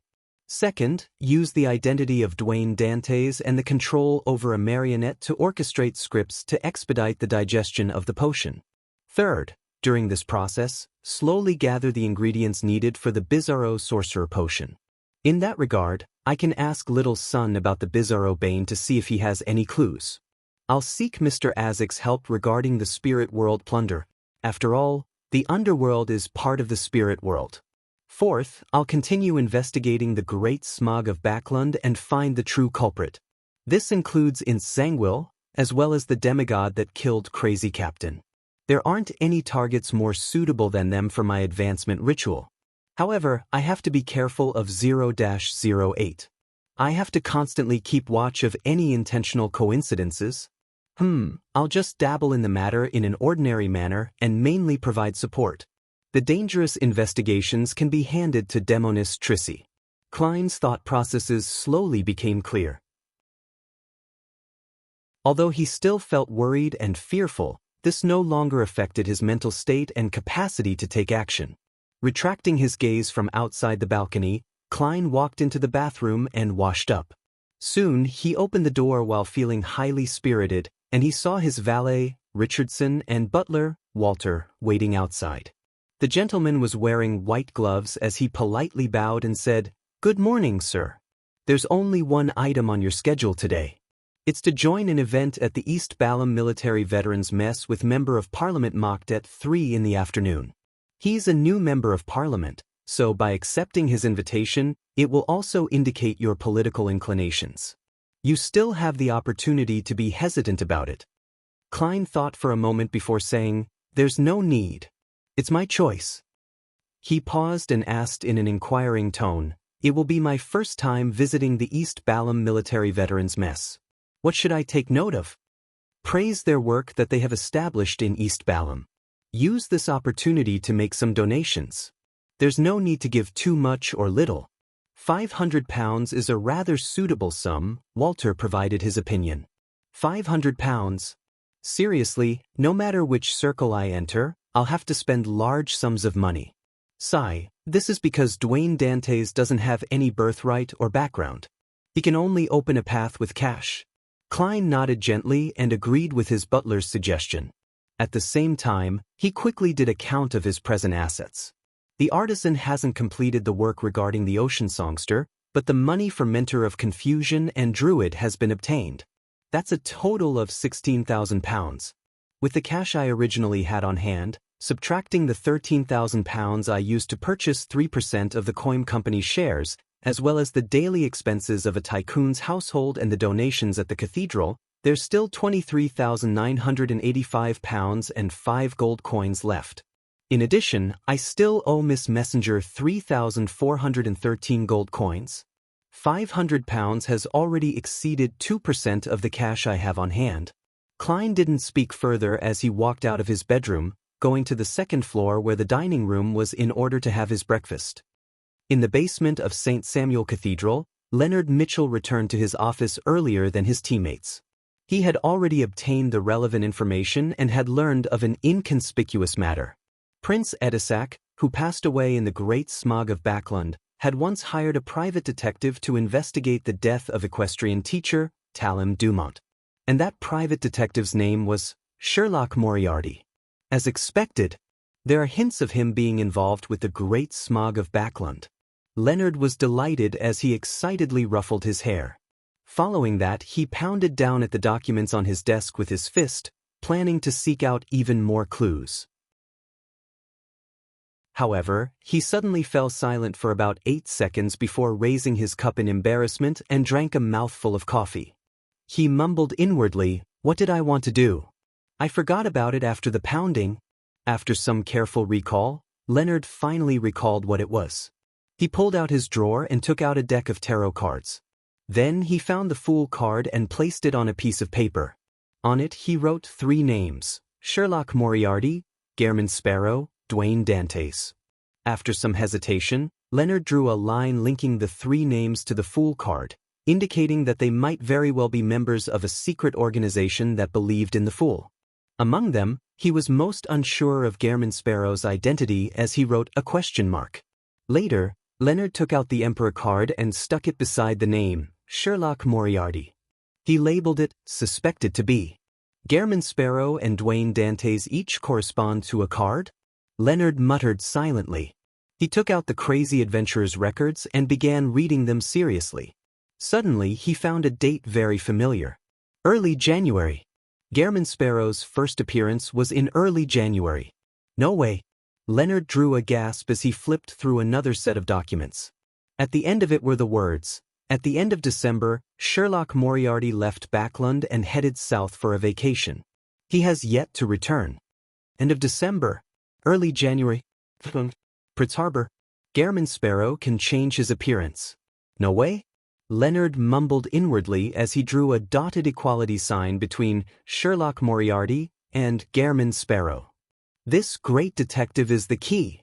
Leonard found Sherlock Moriarty's portrait that he had drawn via a ritual as he carefully looked at it. After considering the point that looks could be changed, he began imagining the detective in different disguises. As he did it, Leonard's gaze froze bit by bit as he couldn't help but frown. Chapter 851. Dwayne Dantes's new business. Leonard stared intently at the portrait of Sherlock Moriarty. His brain had just imagined what the latter would look like without glasses or a beard. Although this could be quite different from the actual situation and was more of a product of imagination, Leonard increasingly found Sherlock Moriarty very familiar, as though he had known him before. How is that possible? He's long dead, and I buried him with my own hands. Leonard couldn't help but shake his head as he muttered with a scoff. Just as he said that, his expression froze because the person in his memories held a huge secret. This person had strangely escaped the influence of 2-049 without the help of others. This person used 2-049's uniqueness to finish off a sequence 7 Beyonder, and back then he was only a seer who isn't good at combat. This person had managed to summarize the acting method within a very short amount of time, and he had advanced to sequence 8 at an extraordinary pace. This person possessed a high-sequence sun domain charm and had used it with Captain Dunsmith, who wielded a saint's ashes, successfully finishing off Megos, who was pregnant with an evil god spawn. This person's sequence 8 Beyonder characteristic had been taken away by Insanguil, but Captain Dunsmith's sequence 7 Beyonder characteristic was left behind. Perhaps it wasn't because Insanguil had taken away the Beyonder characteristic which had appeared, causing it to be missing from the scene, but that it had never formed to begin with. Leonard Moriarty suddenly jolted to his senses as he observed Sherlock Moriarty's portrait again. 10 seconds later, he squeezed the words through his clenched teeth. Klein Moretti. He found that the mysterious detective, Sherlock Moriarty, looked more and more like his former teammate, the hero who saved Tingen, Klein Moretti. And this was under the scenario of him being without the clear discrepancies of glasses and a beard. Leonard's had fingers clenched tightly at some point in time as his joints suffused with a whiteness. After a moment, he let out a clear pant as he picked up Sherlock Moriarty's dossier again. This time, he flipped with a target in mind, roughly to the time when Sherlock first appeared in Backland, early September. And this wasn't long after Klein Moretti had been buried. Leonard Mitchell's green eyes turned dark as he instinctively flipped through the dossier. Then he saw a name, Lenevis. This was one of the masterminds behind the evil god's descent in Tingen City. He was one of the main murderers who led to the death of Dunsmith and Klein Moretti and the other Nighthawks. And Sherlock Moriarty's second record in Backland was his investigations at the dock for a serial murder, thus bumping into the disguised Lenevis. After this, the true creator's plan of descending was foiled, and Lenevis died in the sewers. His body was scattered with tarot cards, making it identical in style to the subsequent hero bandit Black Emperor. He didn't forget the harm that swindler brought. Leonard whispered silently, his expression softening. He quickly flipped through the documents and sat in his chair, motionless for an extended period of time. It was as though he had fallen asleep from the shadows brought about by the light. After a few minutes, Leonard finally moved. He leaned into the chair and said in a deep voice, "Old man, do you think this detective, Sherlock Moriarty, resembles my teammate back in Tingen City, Klein Moretti?" In his mind, the aged voice said after some hesitation, "The one who joined the Nighthawks because of the Antigonus family's notebook?" "Yes," Leonard answered in a heavy voice. In his body, the parasite said after 2 seconds, "There's some resemblance." After receiving the reply, Leonard once again fell silent. After a long while, he took out a gold pocket watch and snapped it open to determine that it was still morning. Leonard snapped the pocket watch closed and stood up, nearly overturning the stack of documents. He hurriedly reached out his hand and held onto the documents. Then he left behind a note, saying that he had found certain clues and planned to head out to do some investigations, thus making it possible that he would return very late. Let me see if someone is pretending to be Tingen City's hero, or if you've always been wearing masks, a secret organization member who sneaked into the Nighthawks. Your true motives aren't much loftier than Insanguil. You were also targeting something behind Cheney's gate. Leonard no longer had that aloof attitude as his eyes narrowed as he quickly left St. Samuel Cathedral's basement. In Hillston Borough, outside a building with quite a unique architecture, Dwayne Dantes got off his carriage and saw the building that was built in the style of the late Fourth Epoch. The building was mostly comprised of huge stone slabs, creating a total of 4 stories. The windows on each level were like a door, and it was matched with a tiny balcony. Its entire facade had been weathered by the elements, revealing a sandy yellow color. The stone columns and arches held up a refined porch that made it seem rather magnificent. This was the East Balham Military Veterans Mess. Klein waved his cane and pointed at the building before him and said with a smile, "It has quite a historic feel." Member of Parliament Mocked nodded in reply. "It's actually a building built in an ancient style, but it has more than 100 years of history." As he spoke, he led Dwayne Dantes into the club and said to the lady at the reception, "Dwayne Dantes, unofficial member. I'll be his recommender." With that said, he turned to the tycoon and explained, "Not only have you not served in East Balham, but you have never participated in the wars that happened there." You don't even have a military background, so there's no way for you to be an official member. However, even being an unofficial member will allow you free entry and the use of the various facilities. You will be able to enjoy the delicious food and alcohol, and get to know different friends. That's exactly what I was hoping for. Klein nodded with a smile. After the beautiful lady who was of Southern Continent descent finished the registration, Mocht added, there's no admission fee. It's £60 a year for the membership. With that said, he chuckled and said, it's not expensive, even more so for you. Here, you will get to come into contact with all kinds of weapons. There are enough shooting ranges to provide you with shooting practice. You can even learn horse riding. At a club of this level, £60 really isn't expensive. After all, generals often appear here, and they have many famous chefs. Klein didn't speak further as he took out his wallet. He counted £60 and gave it to the receptionist, obtaining a badge with the logo of a forest, ocean, and blades. This is a place filled with glory. I'm deeply impressed with your contributions in East Balam. As Klein wore the badge with a number on its back, he said to Mocht, if I wish to contribute to the cause, who should I look for? Mocht pointed at the receptionist. Just give it to her. She will jot it down and announce it on the notice board over there. Klein nodded slightly and said, all right. He then turned his head and made Richardson take out the £500 he had already prepared. After giving the donation, Klein passed through the beautifully decorated foyer with Mocht, arriving at a room that resembled an activity room. As for his valet, Richardson remained outside in the break room. There were snacks, tea, and coffee there. In the small room, through Mocht's introductions, Klein got to know 5 officers who were either still in service or were retired. Apart from a particular House of Commons Member of Parliament, the highest-ranking epaulet was Colonel Calvin. He was presently working at the Lone Kingdom's Ministry of Defense. However, his actual position was unknown.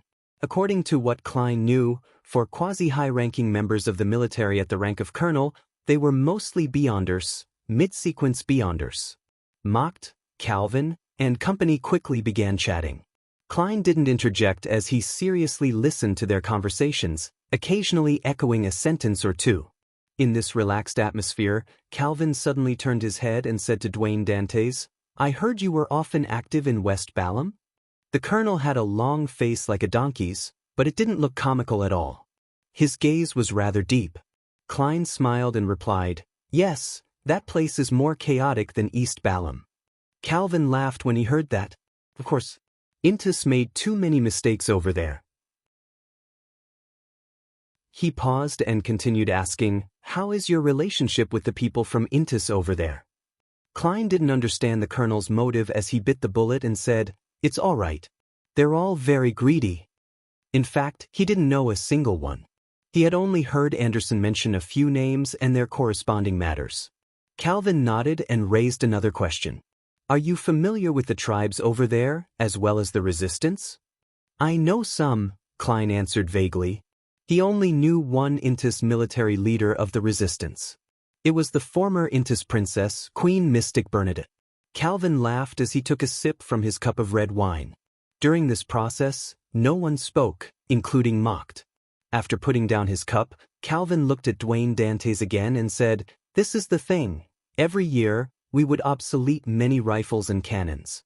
And directly destroying them or processing them is too much of a waste or costs too much. It's not a good solution. I'm not sure if you're interested in buying a batch and selling it to West Balam. You can sell it to the regions ruled by Intis, selling them to the tribes and resistance. Trust me, this is definitely a very lucrative business. Of course, it's also very dangerous. If you're caught by Intis in West Balam, we will disavow you. This is making me an arms dealer? This is one of the most lucrative businesses. Although I'm not familiar with West Balam at all and lack any connections, I can sell it to Queen Mystic or the resistance at the Rorstad archipelago. Klein was tempted as he deliberately wore a mixed and hesitant expression. I've never done such things before, but it's definitely attractive enough. Calvin laughed and said, there's no need to rush to a decision. This is a very important matter that requires serious thought. Just give your answer to Mocht before the end of the week. Klein secretly heaved a sigh of relief and nodded with a smile. All right. Tingen City. Raphael Cemetery. Although the afternoon sun was rather strong, this place remained gloomy and cold. Leonard was standing in front of a grave, staring silently at the tombstone. You're tuning in to the Passion Pages YouTube channel. We're so grateful for your support, and don't forget to subscribe to join us on this incredible journey through captivating stories. Your generosity through donations truly makes a world of difference, as it's the primary source of revenue that allows me to expand and enhance this channel for you. Thank you from the bottom of my heart for being a part of this adventure.